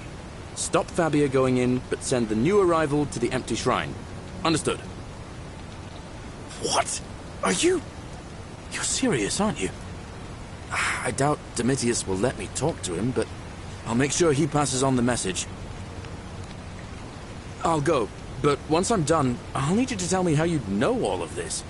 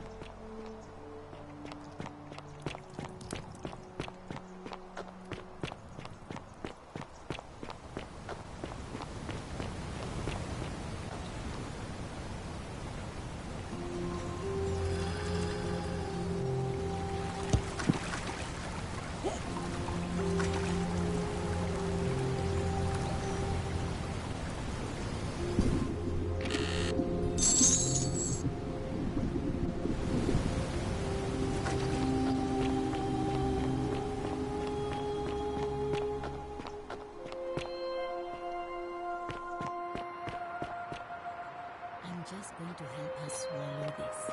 I think she's going to be all right. Galerius, you're amazing. How did you know? I was just doing what the new lady told me. I don't understand. How did... Never mind. Thank you so much for acting as quickly as you did. Another moment more and we would have lost her. Can't stay. Places to be.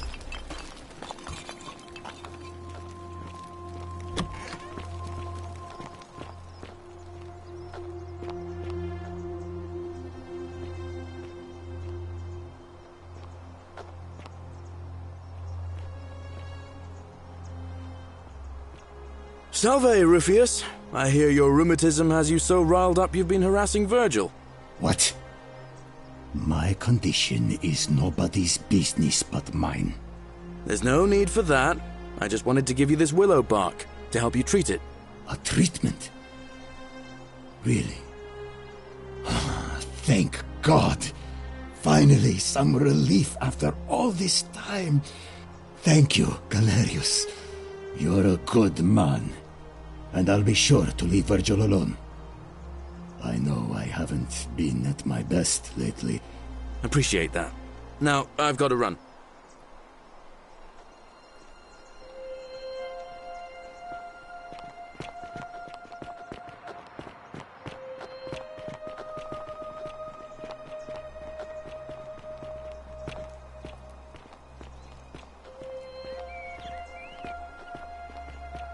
What now?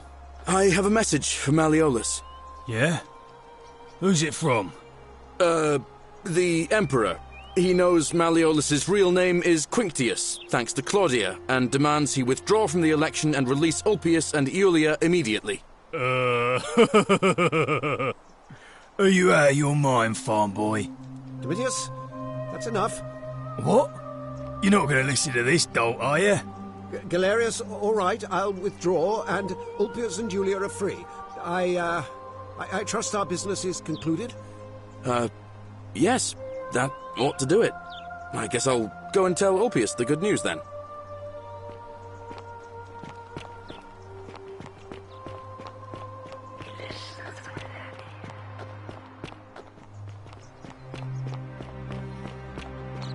Citizen.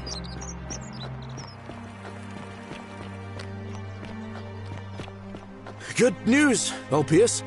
Malleolus has agreed to release you and Yulia from your debts. What? Are you messing with me? I wouldn't do that. You're both free. We're free. We're free. Thank you. It seems fortune smiles on us after all. I'd better go and pay a visit to Yulia immediately.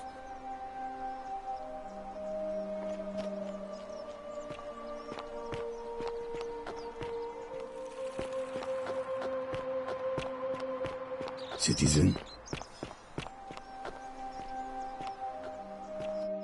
Yulia! I'm so glad you didn't go through with it. It wasn't for lack of trying. And now Malleolus is going to... Wait. Why do you look so happy? We're free. Malleolus just released us and we never have to set foot in that villa again. What? How? Galerius arranged it somehow. Really? That's... incredible. Oh, what a relief. I don't know what to say. You don't need to say anything. Just rest up, get your strength back, and we'll celebrate properly when you're ready. I will.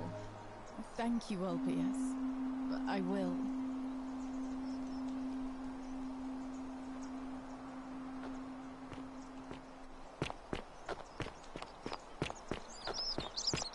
Salve. Hello?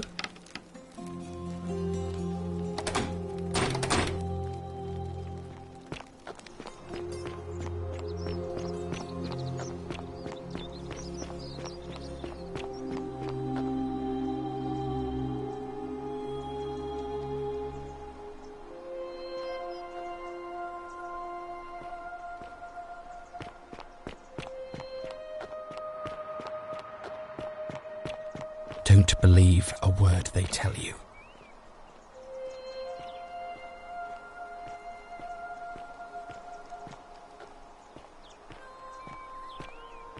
Priestess, Malleolus has decided to withdraw from the election. Oh, well, that's surprising, but thank you for telling me. I'll let everyone know.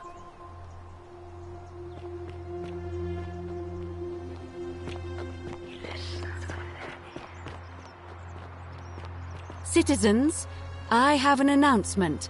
Malleolus has withdrawn his candidacy from today's election. Unless any new challengers are nominated by nightfall, Sentius will be re-elected magistrate by default. Actually, I'd like to nominate myself, if that's all right. Of course, Galerius. That's your right. Citizens, the election will proceed. Salve again, friend. I went and did as you asked, and it worked. How is it possible that you've just arrived here and you already know everyone and exactly what's about to happen to them? This is...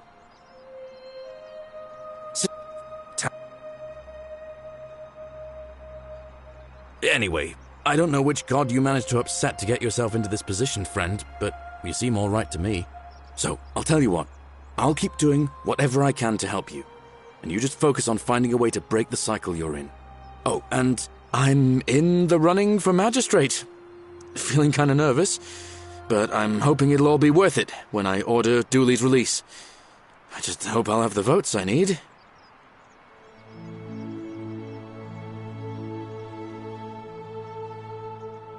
Oh, that's kind of you to say. Now, I'm going to keep your secret. Although, it's not as if I'll remember this next time we talk anyway, right? Oh, and if our conversations ever start to annoy you, just tell me you're busy. I know when I'm not wanted. May fortune smile on you, friend.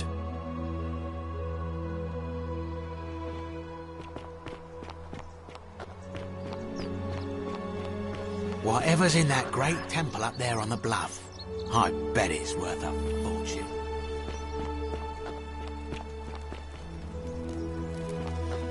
Hello? Hello? Have we met before?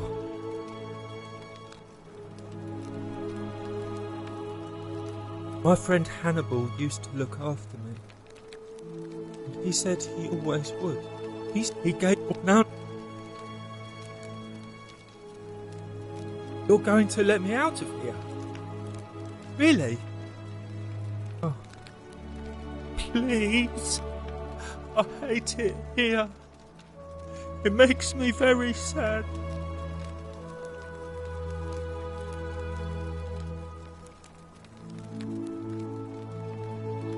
Galerius already tried that.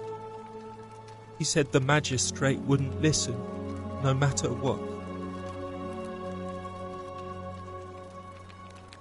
Like Galerius? He's nice. I like Galerius. He made me a doll and everything.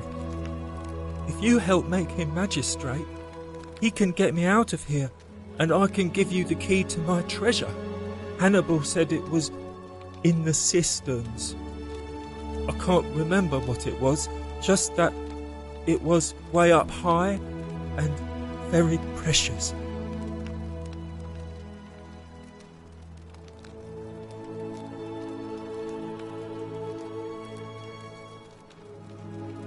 Bye-bye.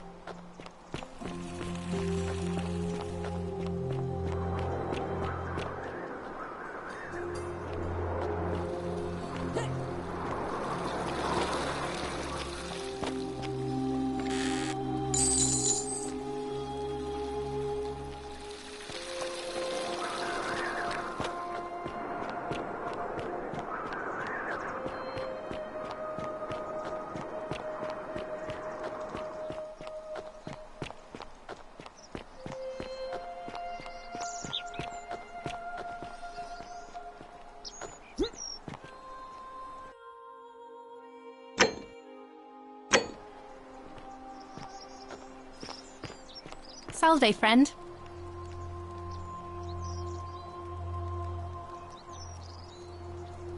Salve, friend.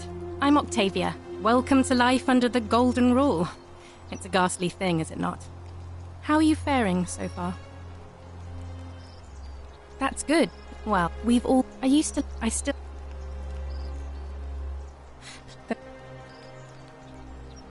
Oh, thank...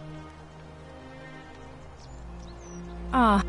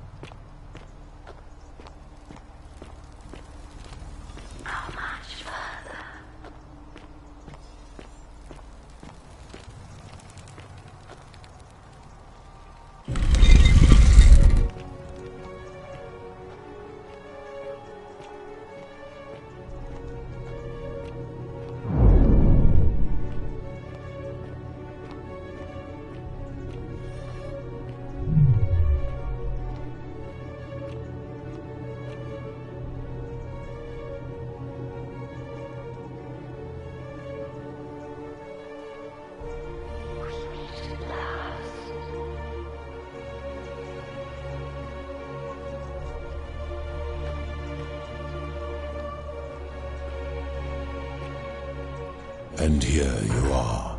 Allow me to introduce myself. As you have already gathered, I've been known by many names. Nergal to the Sumerians, Osiris to the Egyptians, Hades to the Greeks, and Pluto to the Romans. But the one constant through it all has been my title, God of the Underworld. And I've been watching you with curiosity, mortal, ever since your arrival. You're unlike the others, aren't you? And what is more, you carry a weapon that was never intended for mortals to wield, and you do it so brazenly. But there will be time for your reckoning later. First, as a reward for undoing the desecration of my obelisk, I will allow you to satisfy your curiosity. Ask what you will.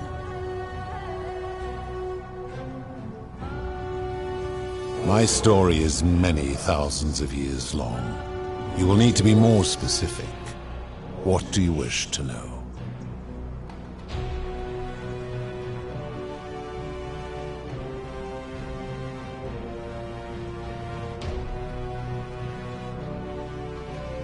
This is my beloved. Like me, she has been known by many names. Ereshkigal to the Sumerians, Isis to the Egyptians, Persephone to the Greeks, and Proserpina to the Romans. Or perhaps you might know her as the goddess of springtime, the cycle of life and renewal.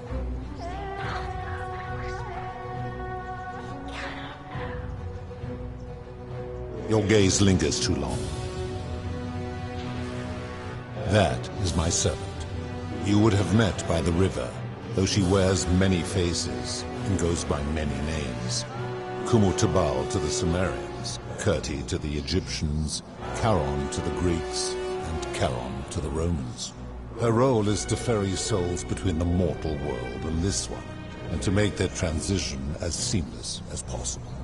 For that, she earned herself the infamous, if erroneous, moniker, the Ferryman. You will talk more later. For now, ask your questions. It is a matter of perspective. God is a label I was given by you mortals, not one I gave myself. Your ancestors revered me because to them, my knowledge and technology made me incomprehensibly powerful, just as you might seem so to an insect. But despite all that, there are rules even I must obey. My kin and I all adopted this form long ago, so that we might better understand and communicate with your kind. In time, we grew fond of the sensory delights it affords: desire, joy, ecstasy, even rage and sorrow, while an acquired taste can be addictive. No. Long ago I swore to Proserpina that I would remain in this form for as long as we remained among your kind. I must honor that. As you wish. It has come to be known simply as the Underworld, and it exists because of a wager I made long ago. That is a long story. One that began over 3,000 years ago and continues to this day. You see, long ago my kin and I set out from our home on Elysium to search for other forms of life among the stars. We discovered your planet and witnessed your kind evolving from primates into something lawless and barbaric. You all but destroyed yourselves, your 2 short lives being extinguished by violence and ignorance and disease. Yet Proserpina saw raw potential in you, and persuaded the rest of us it would be squandered without our intervention and stewardship. So we revealed ourselves to your people in a place called Sumer. We offered guidance in agriculture, toolcraft, and law, and you called us gods. For a time you flourished, but soon you were too many for us to oversee. And as you spread from that cradle of civilization, we saw something disturbing. We had sown the seeds of dependency and confusion, and soon you returned to your old ways of violence and ignorance. this time in our name. My kin had seen enough, and gave up on your kind, condemning you as barbaric and chaotic, scarcely more than animals. We began preparations to return to Elysium, our home world, a utopia unspoilt by conflict and unimaginable in its beauty. But my Proserpina could not bear to abandon your kind without guidance, and knowing it would force the rest of us to leave her behind, she made an extraordinary sacrifice. She gave up her immortality to descend permanently to the ranks of humankind. And so she began her inescapable trajectory toward death. Horrified, I acted swiftly. I placed her in suspended animation in a deep frozen sleep to prevent age and sickness from claiming her. And then I pleaded with Proserpina's father, who the Romans called Jupiter, to bring her with us to Elysium. It was and is my hope that once there, we might one day learn to undo what she has done to herself. But he refused. I did everything I could to persuade him, but he would not relent. He would rigidly uphold his final pronouncement. Humans were unworthy of ascension to Elysium, and no exceptions would be made. But seeing that I was aggrieved, he proposed a wager, the terms of which were as follows. If even one human city could prove itself capable of living without sin for a single year, then Proserpina and all of humanity would be permitted to join us in Elysium. My part would be to remain behind, the last of my kind, to watch over you, without interfering, and to sit in silent judgment. And so my reward has been to languish here, enduring a 3,000-year winter, waiting for the day your kind proves itself worthy of her faith in you, so that I might take her with me to Elysium and unthaw my goddess of springtime. And here I am, after all this time, still waiting.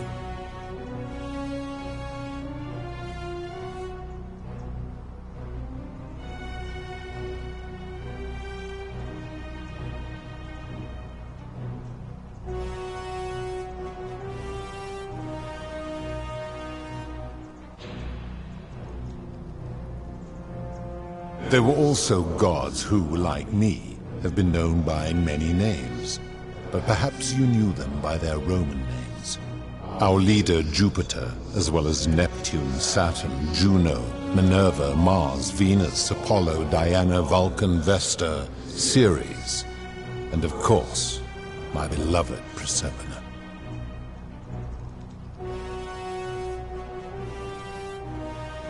As the first wave of your kind arrived from Sumer, I had them build a city in their own fashion, so that they might be comfortable and recreate their lives here.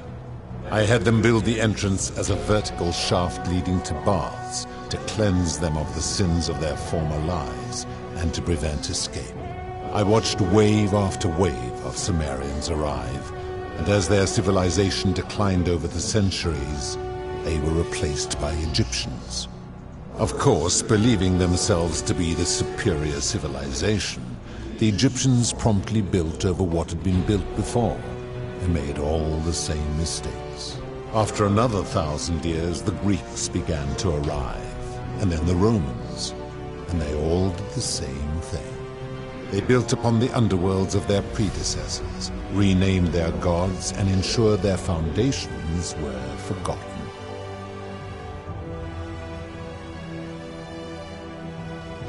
To ensure the wager was fair, it was important that my subjects were chosen at random.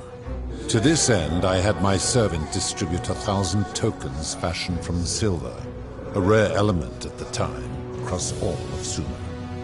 Whoever died while in possession of one of them would be located by my servant and ferried to this place, with no memory of how they arrived. As the tokens were discovered, they were traded, smelted, and fashioned into trinkets, and eventually coins, spreading to Egypt like seeds on the wind. Later, when they spread to Greece, they would come to be known as Charon's obol, or as coins for the ferryman.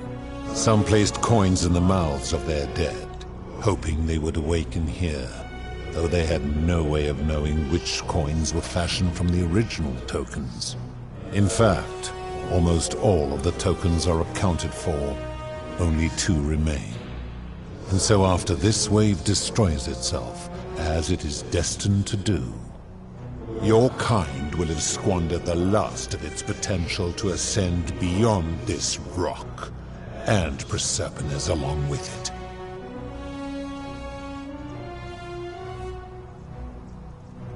It is a regrettable story.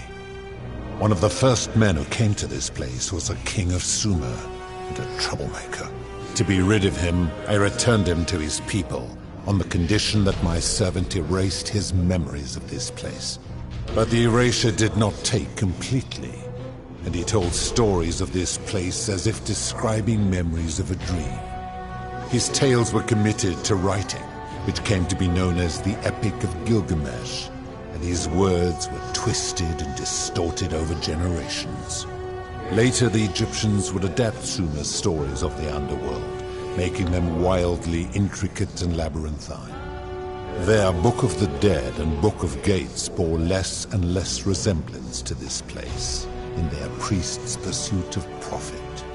Then, when the Greeks began to arrive, they proved far more cunning, and in a series of incidents that will not be repeated, 5 of them escaped. A warrior named Heracles, 2 kings named Sisyphus and Theseus, a poet named Orpheus, and a Trojan named Aeneas. They each told embellished tales of this place, how to get here, and how to escape.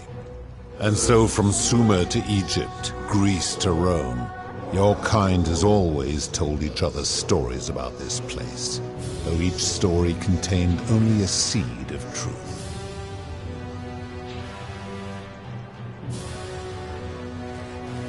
Of course. That is merely the name your people have given to it, but yes, it is my doing. That is a story dating back to the very first wave. After the Sumerians finished building their city, the self-declared ruler threw a banquet to celebrate. Now this man was unmarried, and many women were vying to become his wife, a prestigious position of power and influence in a new world.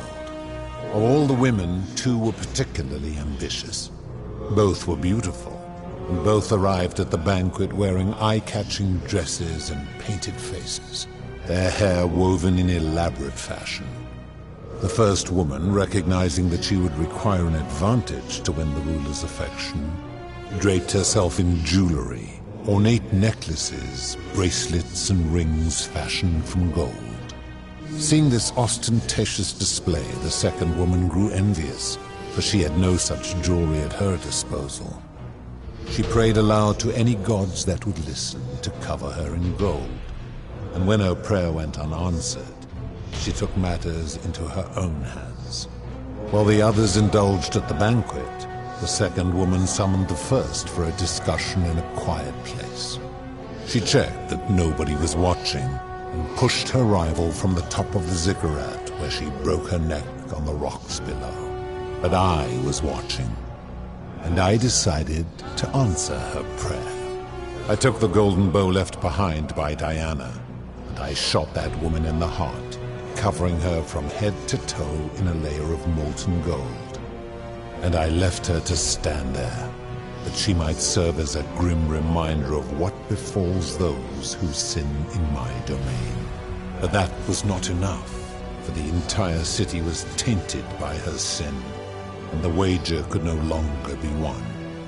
So I had no choice but to wipe the slate clean.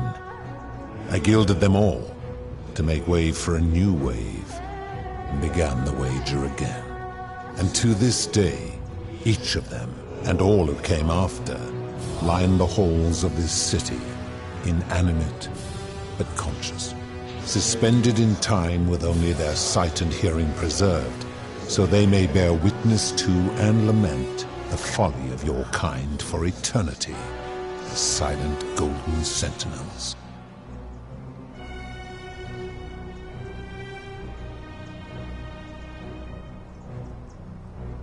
When my kin departed, they left behind many relics which I inherited.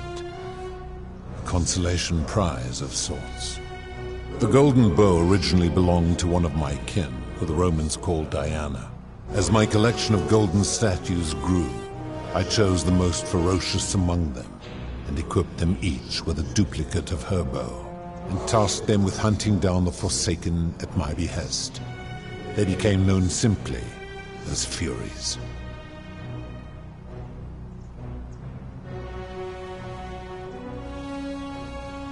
I've always considered that the cornerstone of morality is the ability to determine right from wrong on one's own.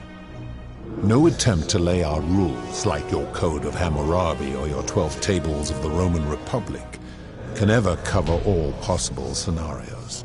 This should come as no surprise to you, since the core principle has been expressed in many forms by many of your civilizations. The Egyptians made a rudimentary attempt with "do to the doer" to make him do. The Greeks refined it with "avoid doing what you would blame others for doing." The Roman Stoics added, "treat your inferior as you would wish your superior to treat you." Even the so-called cultists hiding among you often say, "Do unto others as you would have them do unto you." It is the simplest of concepts, and each one of you is born with the faculties required to apply it to any situation. Yet none of the peoples who expressed this rule were able to uphold it. Curious, is it not?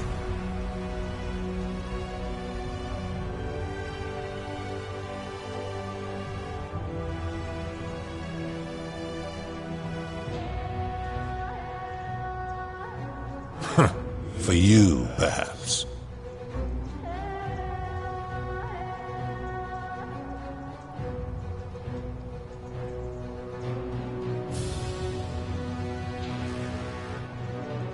I'm able to commune with all of the statues in the city.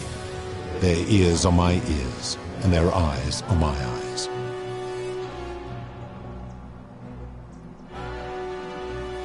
If she was still conscious, I suppose she could, but she's not. Why do you ask?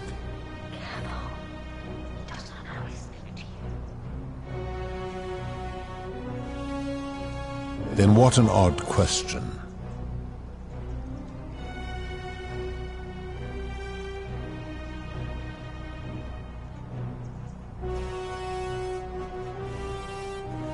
Do you plan to speak in sweeping generalizations?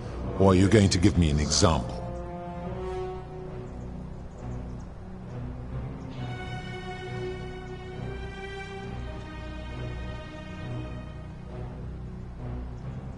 The midwife in the palace, yes. How is that inconsistent with the rule?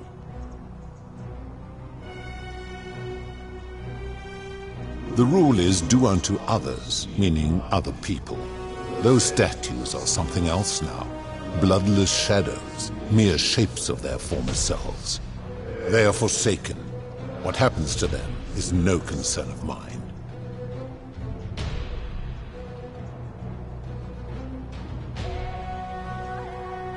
Applying this rule always requires us to interpret the meaning of the words. A literal interpretation helps to minimize the ambiguities of your primitive language.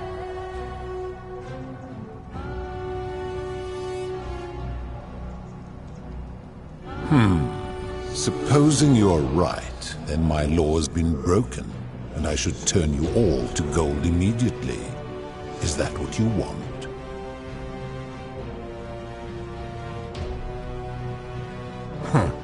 Now tell me, what other sins do you believe I have overlooked?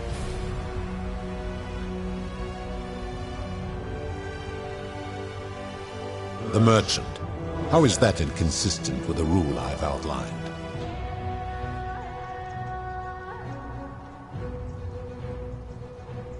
I disagree. Having watched this merchant, that is precisely what he would expect from others, and he would be quite capable of paying the price anyway.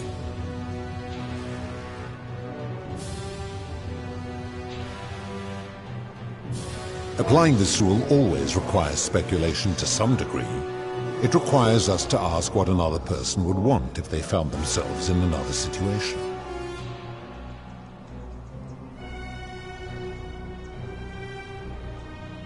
Now tell me, what other sins do you believe I have overlooked?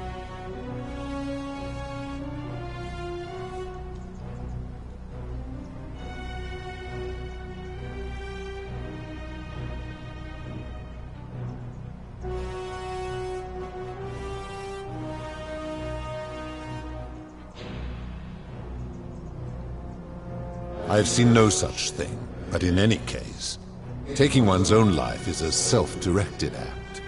It is not one that is done to others, however they may be affected by it.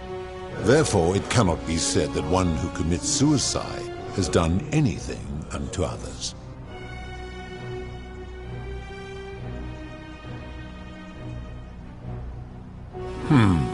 Supposing you are right, then my law has been broken, and I should turn you all to gold immediately.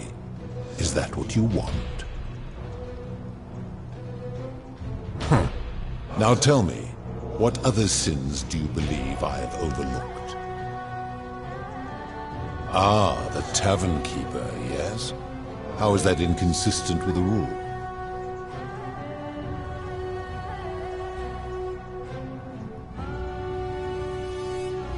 I disagree. Having watched that tavern keeper, that is precisely what she would expect from others. She would view it as a game, one she intends to win.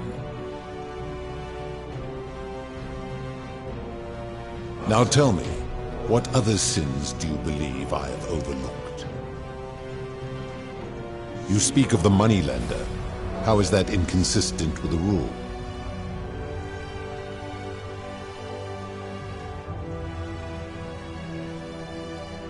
And he would never have signed a contract pledging his labor for 30 years. All he did was enforce the terms of a contract signed voluntarily by others.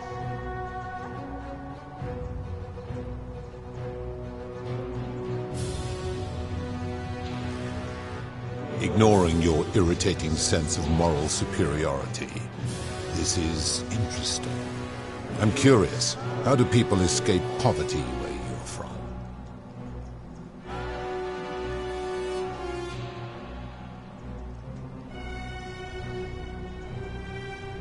I see. And how long might it take such a person to repay their debt? I fail to see how your system of loans is significantly different to a debt bondsman signing over his labor for 30 years.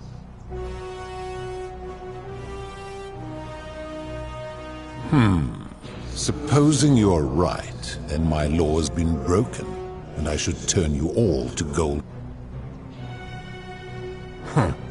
Now tell me, what other sins do you believe I have overlooked?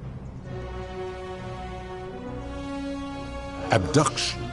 You mean the magistrate imprisoning his daughter in the cistern, I take it. He did so because she sought to escape, a sin I take particularly seriously. Better that he stops her from escaping, albeit brutishly, than I have to wipe out this entire city to punish her. Wouldn't you agree? Now tell me, what other sins do you believe I have overlooked?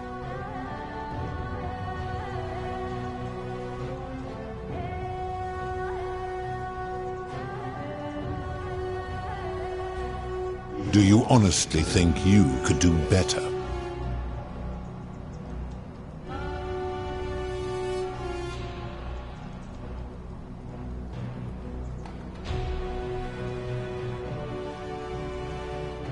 I should strike you down for that.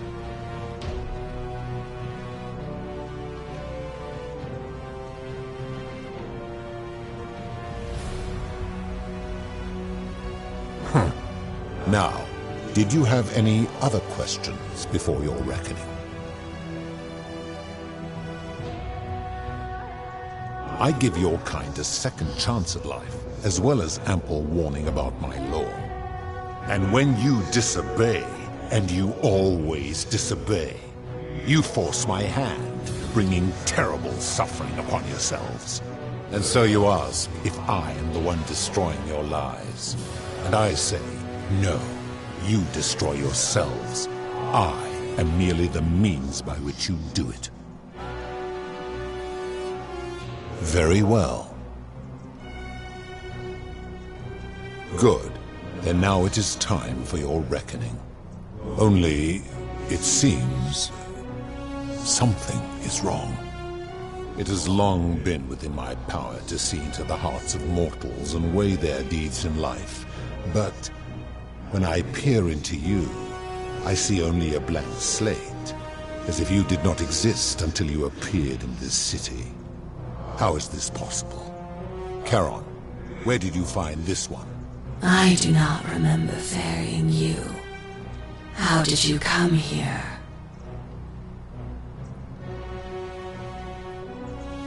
If that is true, then I sense the intervention of someone powerful.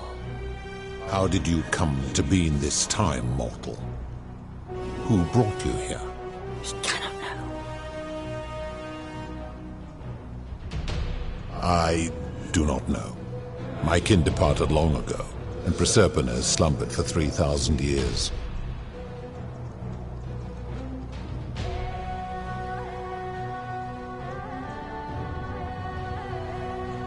Tread lightly, mortal.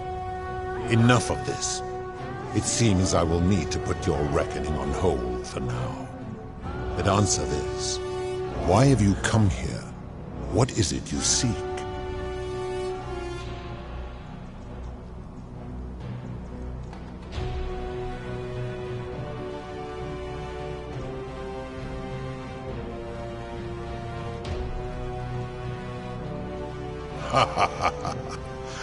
Your hubris is amusing, so I will allow you to make your case. But I warn you, if you anger me or waste my time with lies or wrong-headed arguments, you face death here. So, tell me, why should I put an end to the so-called Golden Rule?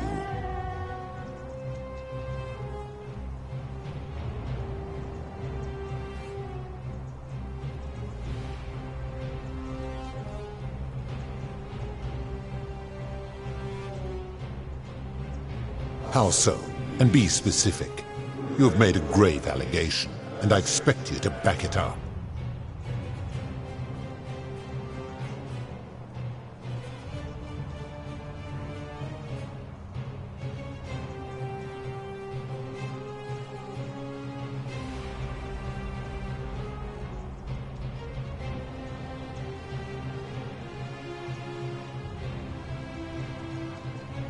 True.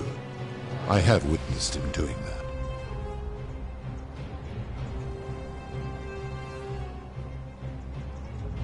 I admit, I have grown disturbed watching that.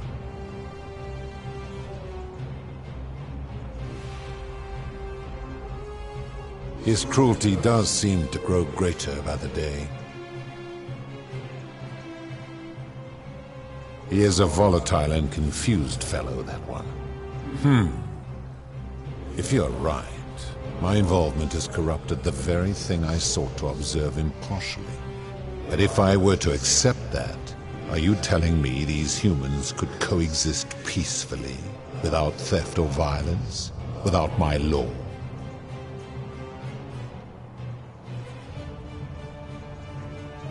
How so?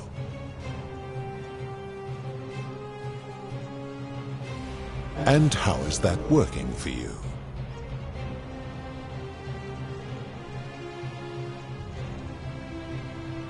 So you say, and yet your world is still imperfect.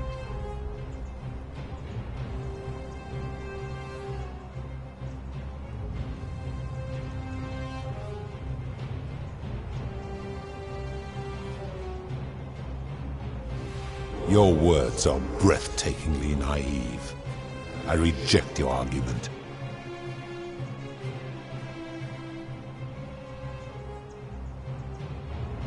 How so? And be specific. Pathetic. You will need to do a lot better than that.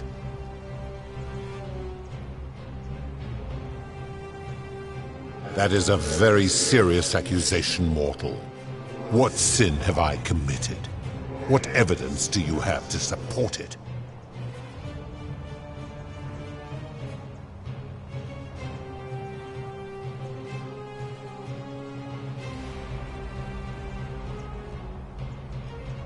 Every one of those people was guilty of failing to ensure their peers lived virtuously. They failed collectively, and so they were punished collectively. The Romans understand this, as did the Greeks before them.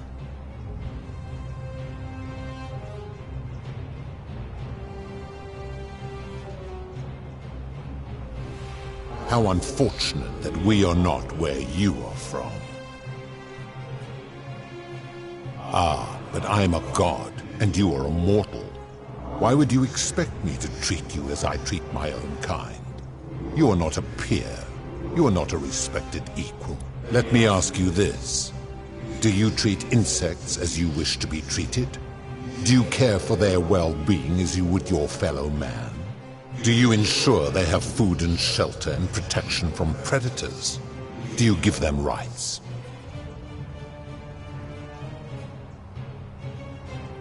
Of course not, because that would be absurd, just as it would be absurd for me to treat your kind as equals.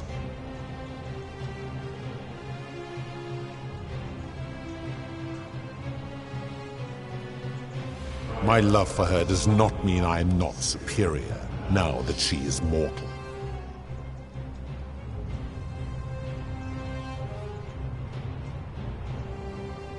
Bah! For a moment I thought you might have been building to a point, but I see now you are just a hubristic little creature. He cannot know. Huh. I see what you are doing. You are trying to undermine the one thing keeping me anchored here. You are playing a dangerous game.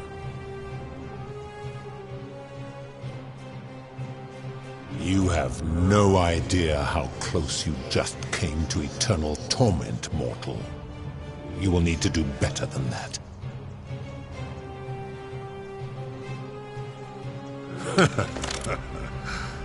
Do you really think you can wound me, a god, with that primitive weapon?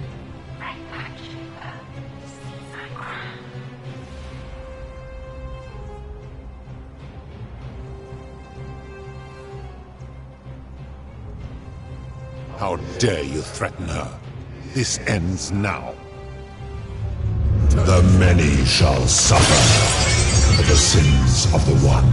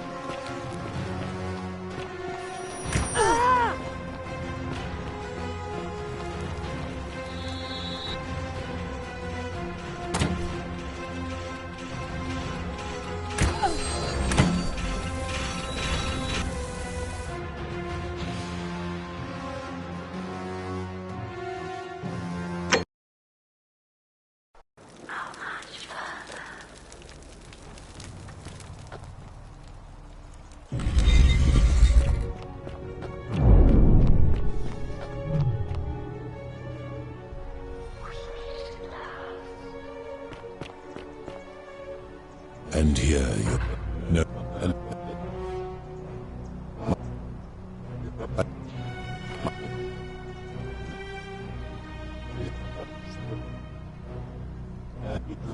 You will talk more.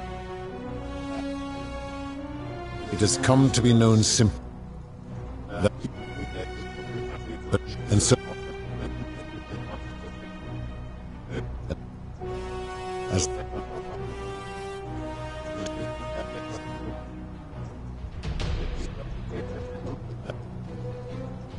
Of course. That...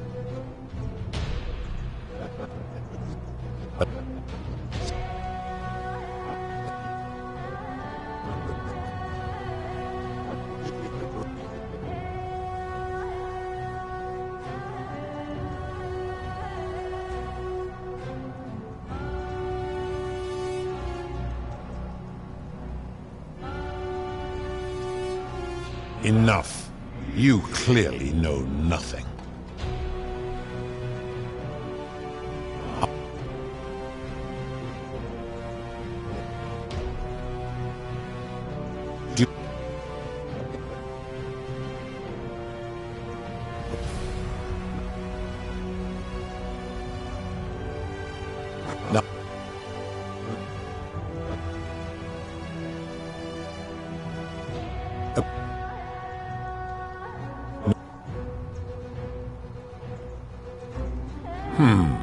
Supposing you're right, then your desire to be right outweighs your desire to survive.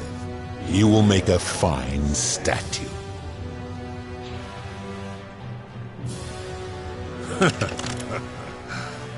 Do you really think you can wound me, a god, with that primitive weapon?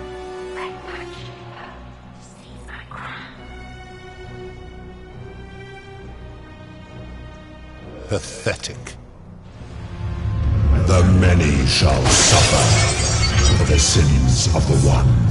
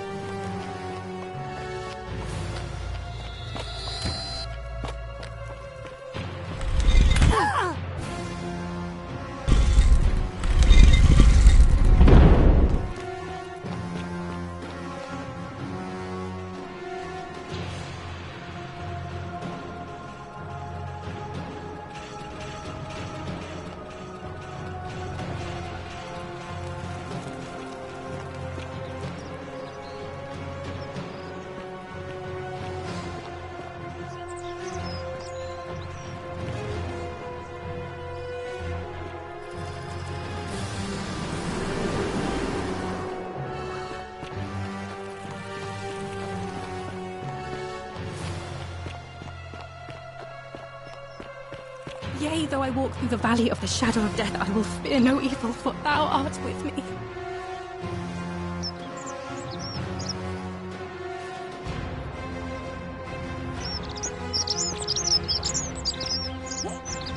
Finish the job.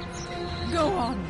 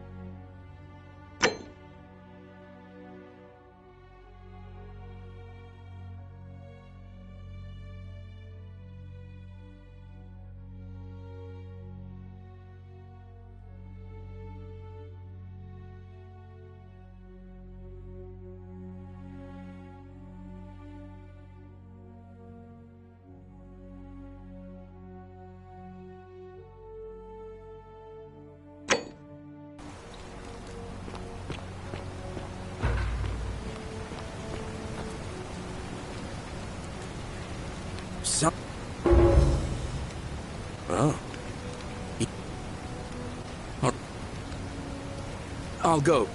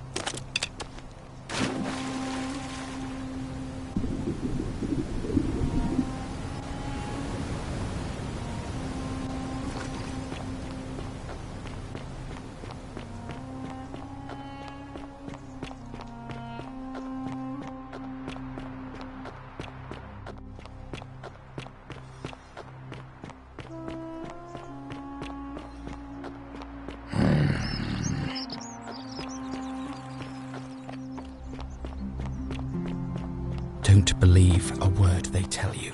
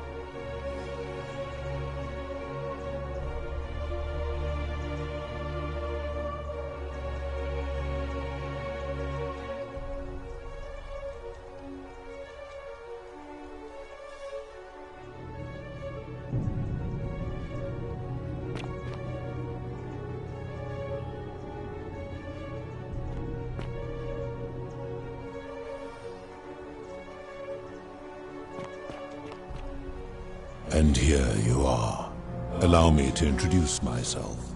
As you have already gathered, I've been...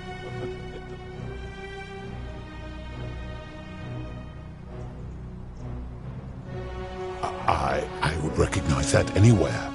And yet my beloved still wears hers. What is this? How did you come by it? You vile, despicable creature. Why would you do such a thing? And worse still, boast about it.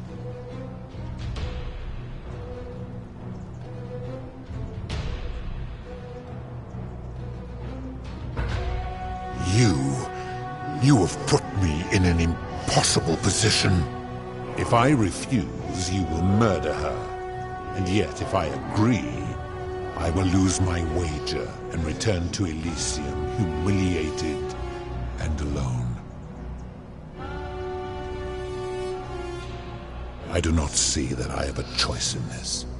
Your treachery and savagery have opened my eyes like nothing I have witnessed in 3,000 years. And now you have shown me your species' true colors. And I see that Proserpina was a fool to have ever believed in you at all. This has gone on too long. It is time for me to let go of this form, of her, of all of you. But know this, if I abandon the wager and leave for Elysium, neither she nor your kind may ever ascend.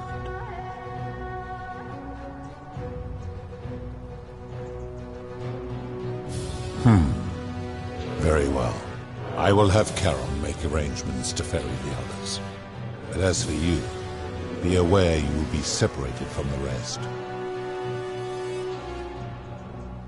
Once this exodus begins, the events that brought you to this moment will never have taken place, and you will have created a paradox. What will become of you is difficult to predict, but that is the risk you have taken by interfering in the natural flow of time. Now, are you ready? You had best pray our paths never cross again, mortal.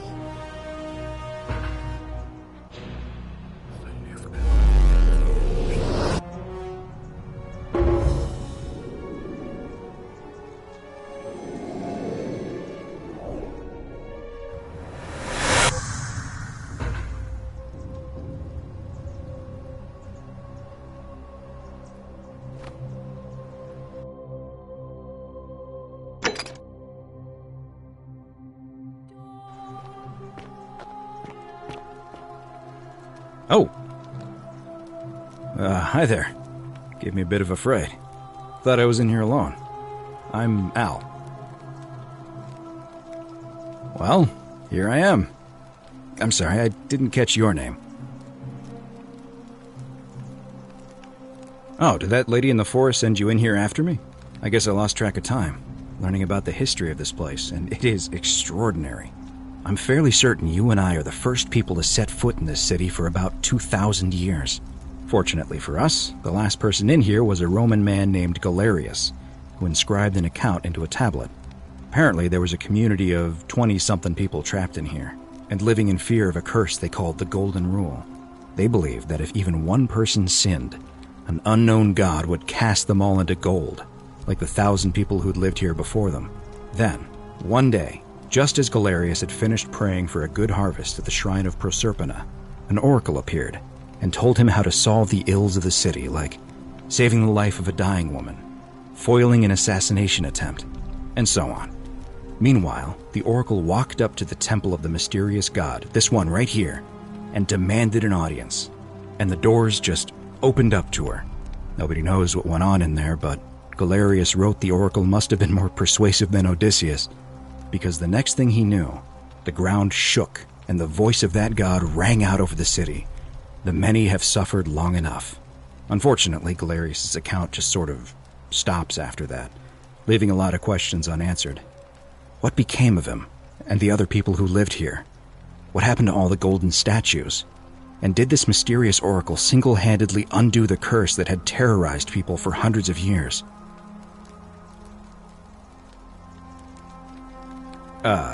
What? Oh, I see. For a moment there I thought you were serious. Anyway, I think I found a way out through the aqueduct that brought water into the city. Follow me.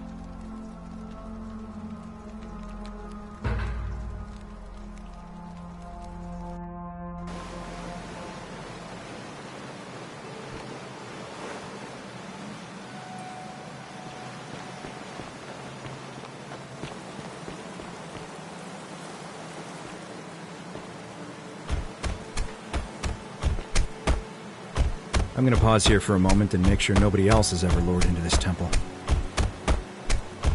You go on ahead, and I'll be there soon.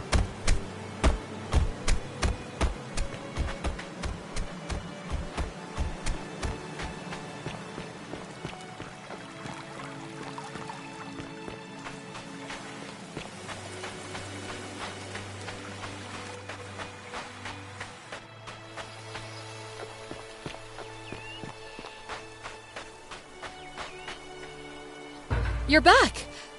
But you're alone. Does that mean you didn't find Al? Oh, what a relief. Thank you so much. I was beginning to think you'd both become trapped in there. Why don't you tell me what you discovered, while we wait?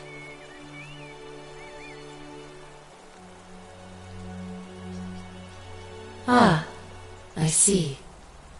I thought you might. Well, now you know. I suppose you have questions. You can just call me Charon, if you like.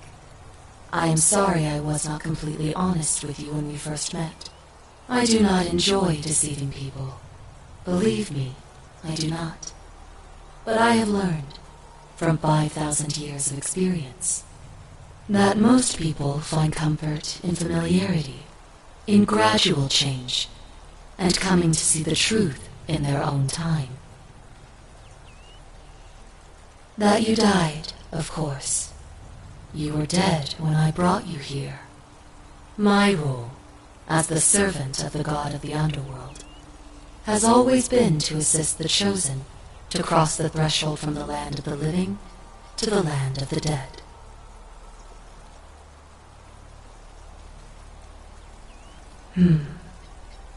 Usually, when people do not remember how they died, it is because they suffered a terrible trauma.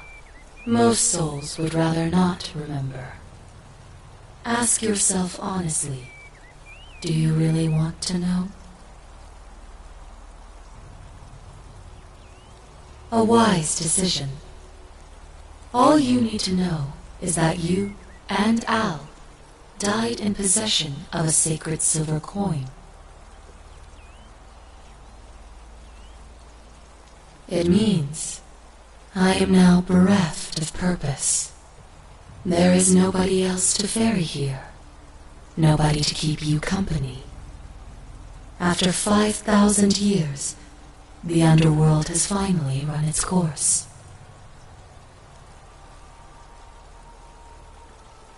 I see no point in keeping you here, but I have to ask one thing. That you keep this to yourself. Look! Here comes Al now! Al! It's so good to see you. You were gone so long I thought I'd never see you again. Kinda lost track of time in there. You wouldn't believe what we found. The ruins of a long-forgotten city. And there was a tablet describing an oracle who confronted a god and undid an ancient curse. Sounds like quite a story, and I look forward to hearing all about it. But you two look exhausted. Why don't you hop in my boat and rest while I ferry you back to civilization? Sounds good to me. And you? Are you ready to go home?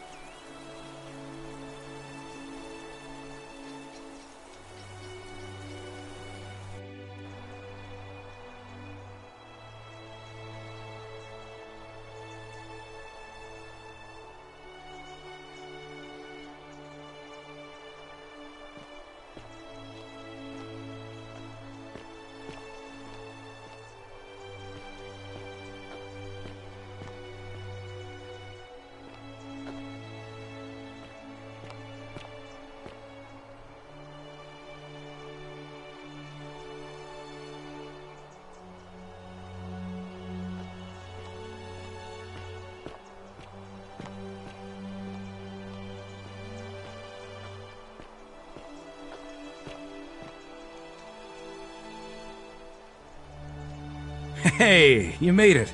It's great to see you again. I read your book, and what the critics said about it. I guess they weren't ready for your theories about the underworld. Anyway, after everything you've been through, I thought you might appreciate some good news. So after we got back to the real world, I started doing some research into the people mentioned in Galerius' tablet, and I found something strange.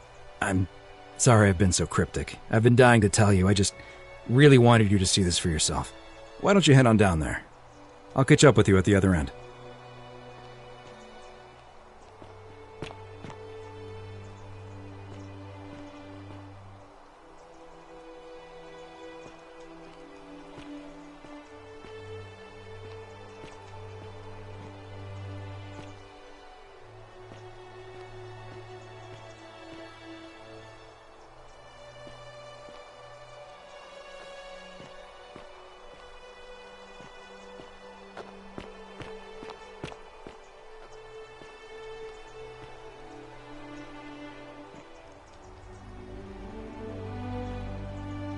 You're finally here. Remember me? It's a crazy story. After you disappeared, Charon appeared and told us she was returning us to the world. Even gave us some coins to help us start our lives over. Only, for some reason, she returned us to your world instead of ours. Anyway, I know we only ever had that one conversation, and I wasn't even sure if you'd remember me, but I wanted to say thanks for freeing us from the underworld and giving us a second chance at life. I know! I can't believe my luck either. But we're engaged and living together. We're planning to get married next spring. If you're going to be around, we'd love to see you there. Oh, I used Charon's gift to buy a farm in Umbria. Got a villa on it too, with enough room for Dooley, of course. It's hard work, but I sleep soundly every night. I'm finally my own man, and I wouldn't change it for the world. Of course, there's a whole museum full of people waiting for a chance to thank you, so you'd better keep moving. We'll speak again soon, my friend.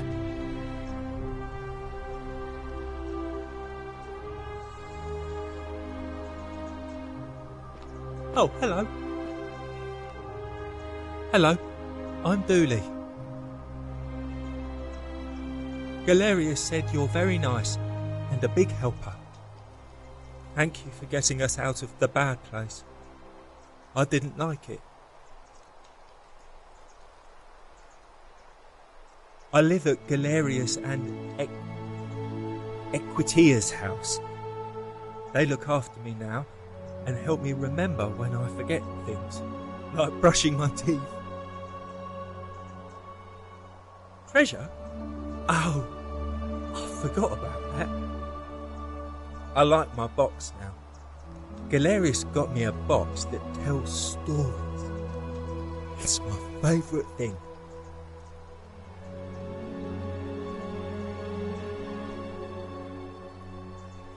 Treasure? Yeah, they're fun. Bye-bye. There she is. You're here.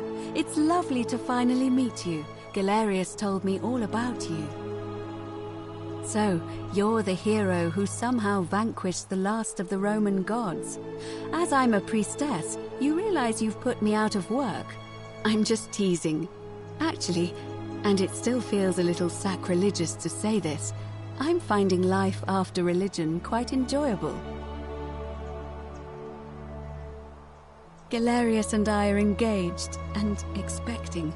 We've just bought a lovely villa in the countryside with room for a large family, and Dooley too, of course. It feels like the world has just opened up for us. There's so much to learn, and so many more possibilities for our children than we ever imagined. We're just so thankful for what you did for us, for all of us. Oh, it's sweet of you to ask. She recovered nicely. In fact, she's here somewhere, if you'd like to ask her yourself. See you at the wedding, I hope.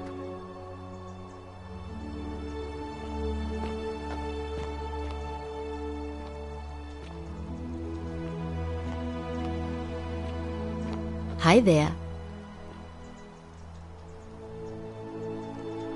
You're...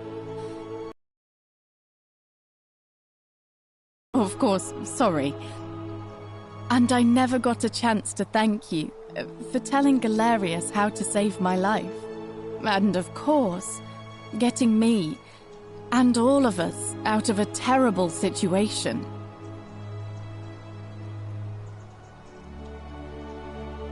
Last I heard, Malleolus kept insisting he was the last rightful ruler of the Roman Empire, and wound up being committed to a psychiatric hospital. As for Claudia, she was always so viciously unhappy. Someone said she'd blown all her money on wine, trying to drink herself back to the underworld. After the horrific way they treated Ulpius and me, I can't help feeling a sense of... what's that German word? Schadenfreude? Thank you. You're very kind. Oh, I barely recognize myself. I'm living in a house share in London with my wonderful girlfriend.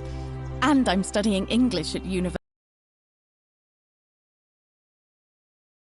Turns out, it's about 30 times bigger than the Roman Empire ever was. Did you know there are entire I never knew existed?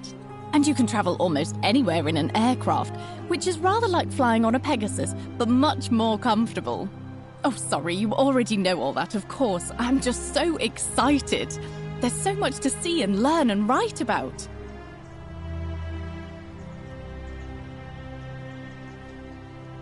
I really am.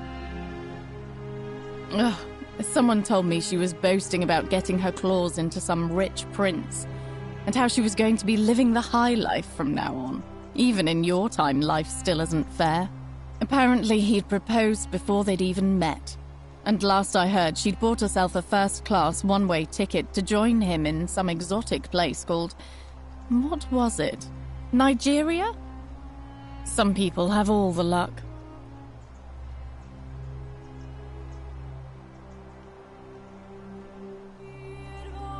Really? Huh. I feel better already. Thank you.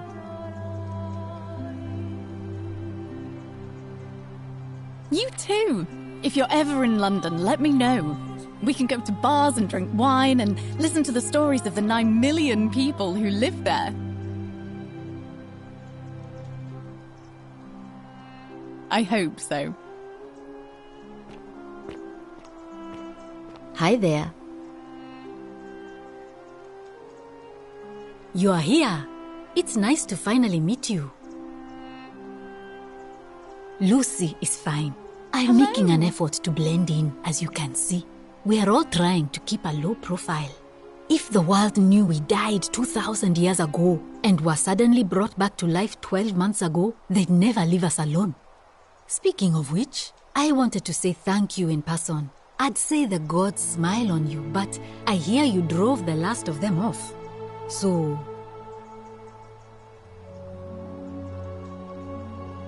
I'm studying to get into medical school.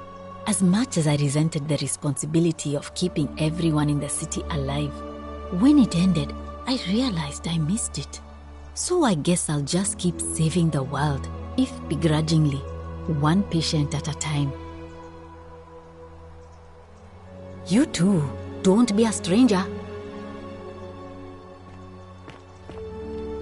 Hey. Evening.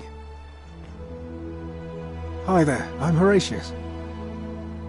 I understand we have you to thank for giving us a second chance at life, and reuniting Scintilla with us as well. So, thank you. I'm living up north and studying in the military academy in Modena. I'm going to be an officer one day. The world's changed a lot, but some things stay the same. Would you believe we're still studying military tactics from my time? Alexander the Great, Caesar, Hannibal Barca. Still, I have to keep challenging myself to let go of old ways of thinking and embrace the new. As Seneca wrote, the ones who pioneered our paths aren't our masters, but our guides. Ah, you remembered that. Thank you. I grieved for a time, but that's done. In the words of Epictetus, as those who rode behind triumphant generals remind them they are mortal, remind yourself your precious one isn't one of your possessions, but something given for now, not forever. Thanks. Oh, and I don't know if you've heard, but a few of us are going for drinks later. It'd be nice to chat with you some more. Great. He's not my... Oh, I see what you did there. Good one. He had more trouble adapting than most. He got himself disqualified from the UFC, so he started some kind of underground blood sport tournament, like we had in Rome. Suppose it appealed to people's baser instincts. And they say he made some good coin, killing a bunch of men like that. But his luck finally ran out, and his life along with it. You know what they say. Live by the sword, die by the sword. Perhaps. See you at drinks later, I hope.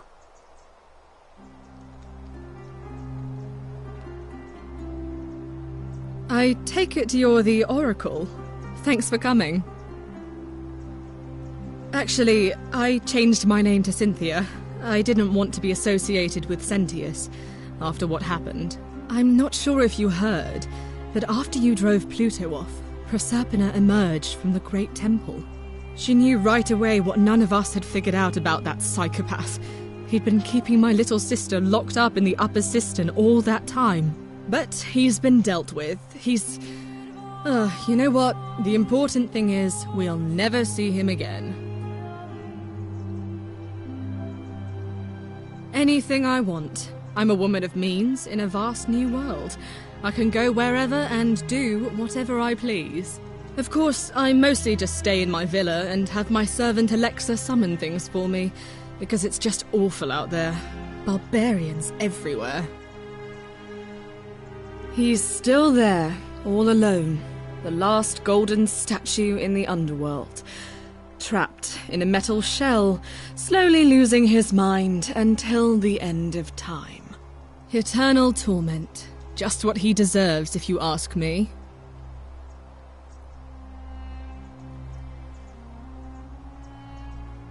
He's still... Meh, I try not to think about him at all. You too. See you around.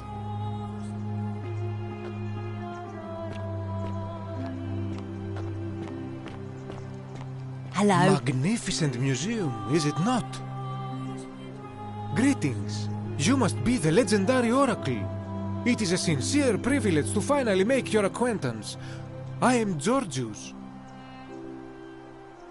I am told we have you to thank for freeing us from Hades, and for that I am most grateful. I am reacquainting myself with Greece. It has changed so much over the last 2,000 years, I barely recognize it. This is at once heartbreaking and thrilling. Perhaps one day, once I have seen all of this new Greece and sampled her delights, I will settle down in Santorini in a villa overlooking the Azure Aegean Sea. I hope you will join me there and regale me with the story of how you faced off against the fearsome god of the underworld and won.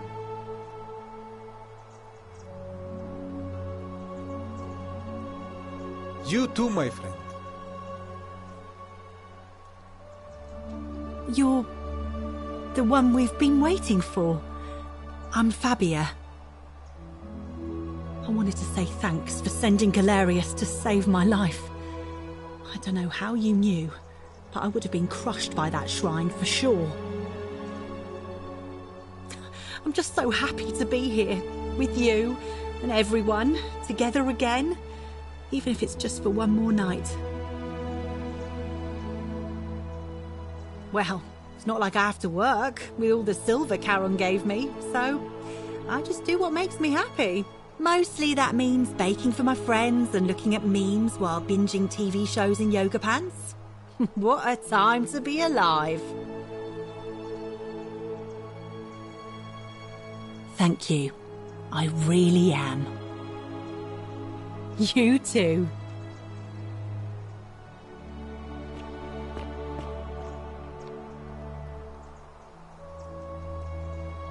I take it you're the Oracle everybody's talking about. It's a pleasure to finally meet you. We have? I'm sorry, I don't remember. In any case, I'm Philip. I never thought I'd leave that cave, let alone the city. And now I'm living in the 21st century. What a time to be alive. And it seems I have your Catabasis to thank for it.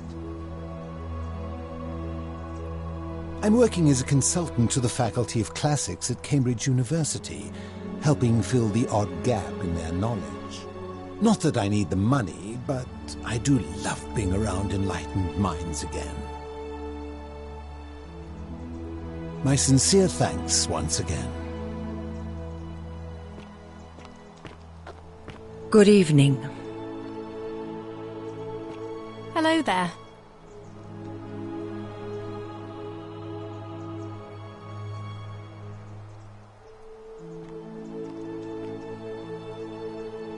Oh, hello. It's lovely to meet you. I've heard so much about you. I'm thankful that you're here. I was sure the person who drove off the last pagan god would have more important things to do than visit the likes of us. But thank you for coming and for saving our lives. What you did was extraordinary, and I'll never forget it. I'm living in Rome again, in a charming little flat by the Tiber. Not far from my old place. Oh, and I'm training to be a crisis counselor. After you sent Galerius to persuade Ulpius not to take his own life, I was inspired. I just want to spend the rest of my life helping people, like you helped him. Thank you. That means a lot. And you. Greetings. Thank you for your kind words and for liberating us all. In all the time I was in the underworld, I never once imagined that I might end up in a place so much like Elysium.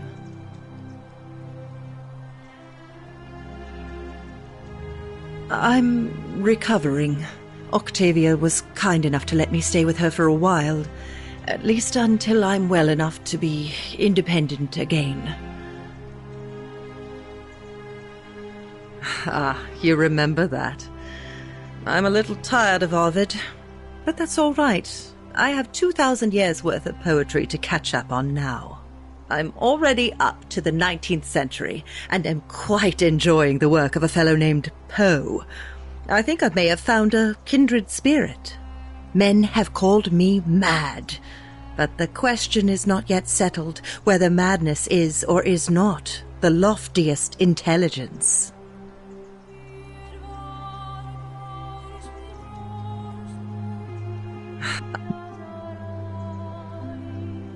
And you. Farewell, friend. Some soiree, innit?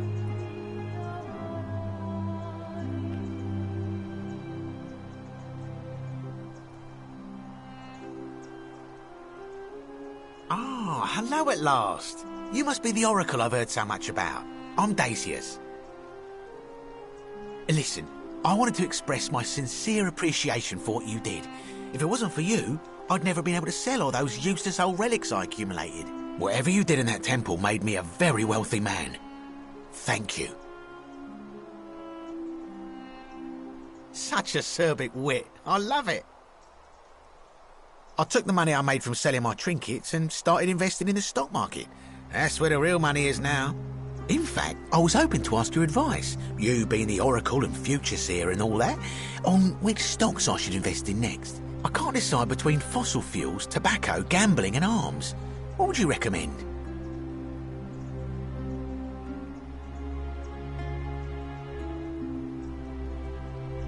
Oh, don't be like that. You can tell your old pal Dacius.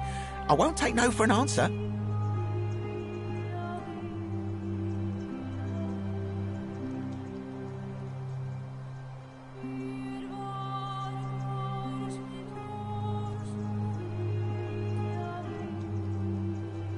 Oh, of course, yeah. I was just thinking the same thing. I'll go home and buy up as much stock as I can tonight. I'm going to make a bloody fortune. Of course, don't let me keep you. Thanks again for the tips, my friend.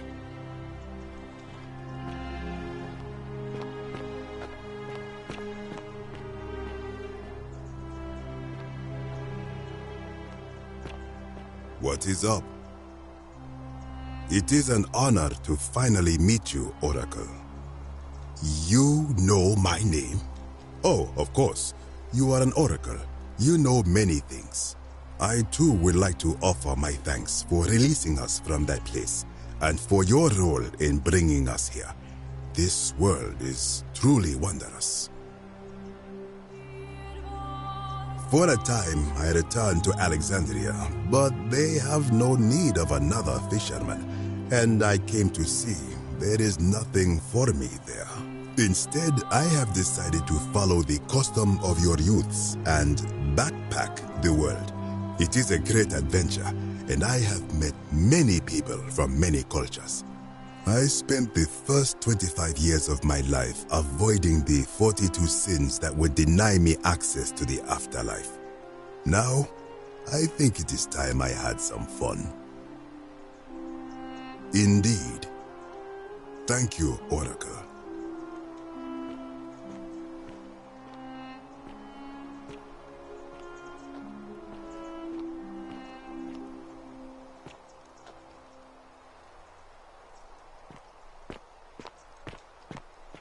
Hello!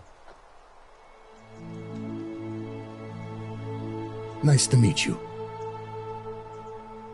I go by Rufus now. New start, new name. Oh, and thanks, by the way, for what you did. Sorry, I'm no good with the mushy stuff.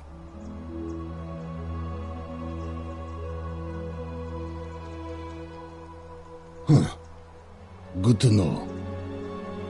Anyway, it was good practice for the new world. Security cameras and smartphones everywhere. Got to stay vigilant.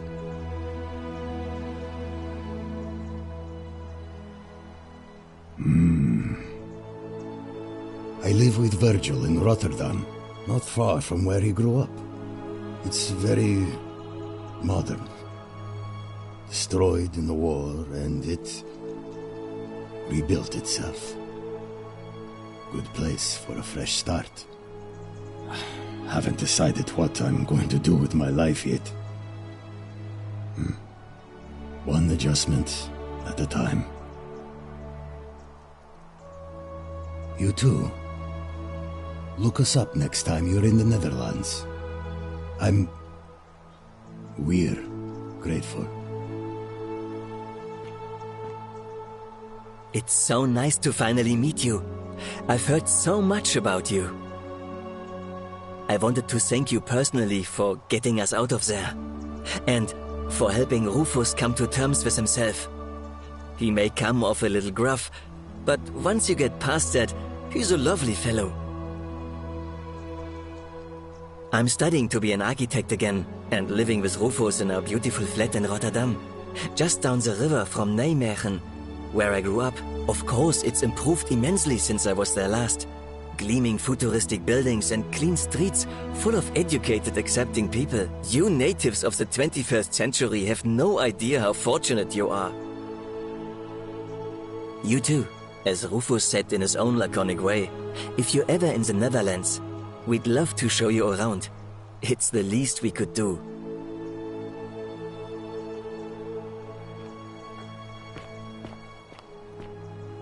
Hello there.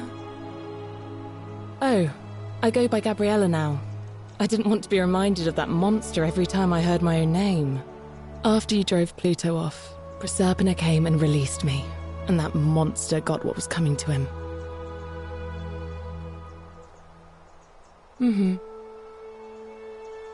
I'm living with Ulpius on a little vineyard in Umbria.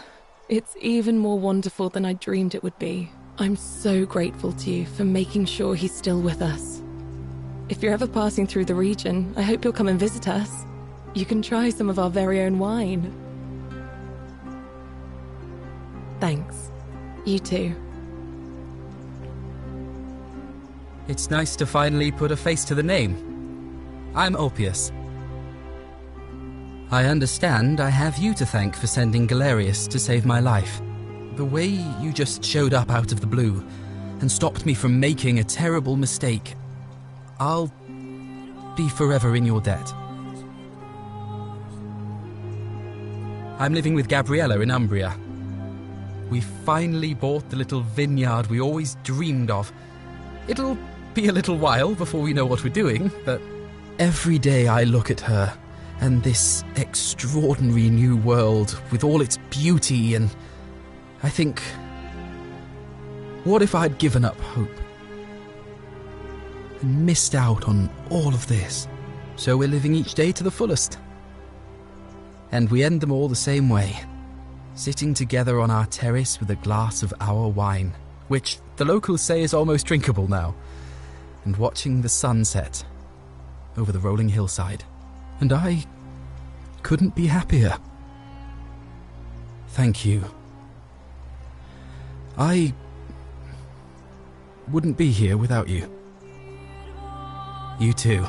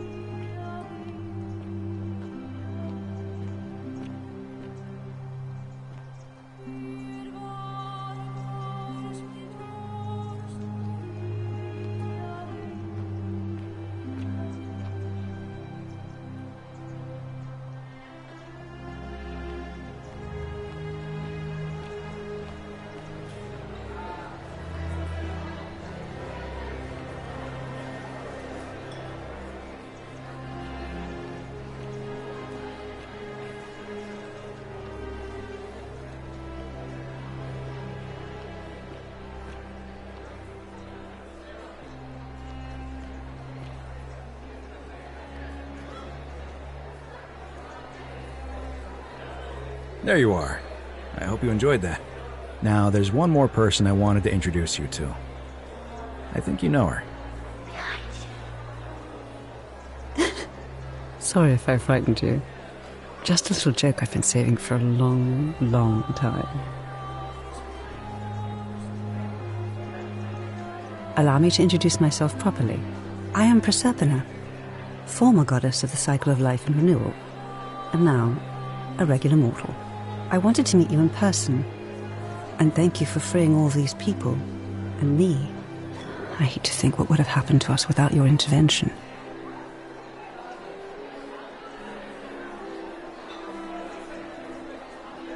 I don't know what happened to him. I haven't heard from him, and I rather hope it stays that way. Oh, she inherited dominion over the underworld. Last time we spoke, she was working on a new world of some kind. She wouldn't say what it was, but I'd be surprised if you don't run into her again. I imagine we all will, one day. Indeed. Suffice it to say that while Pluto was controlling the eyes and ears of each golden statue, I was able to control their tongues and whisper to you when he was distracted. I am sorry my messages were so cryptic. There were only ever brief windows in which I could speak to you without being detected.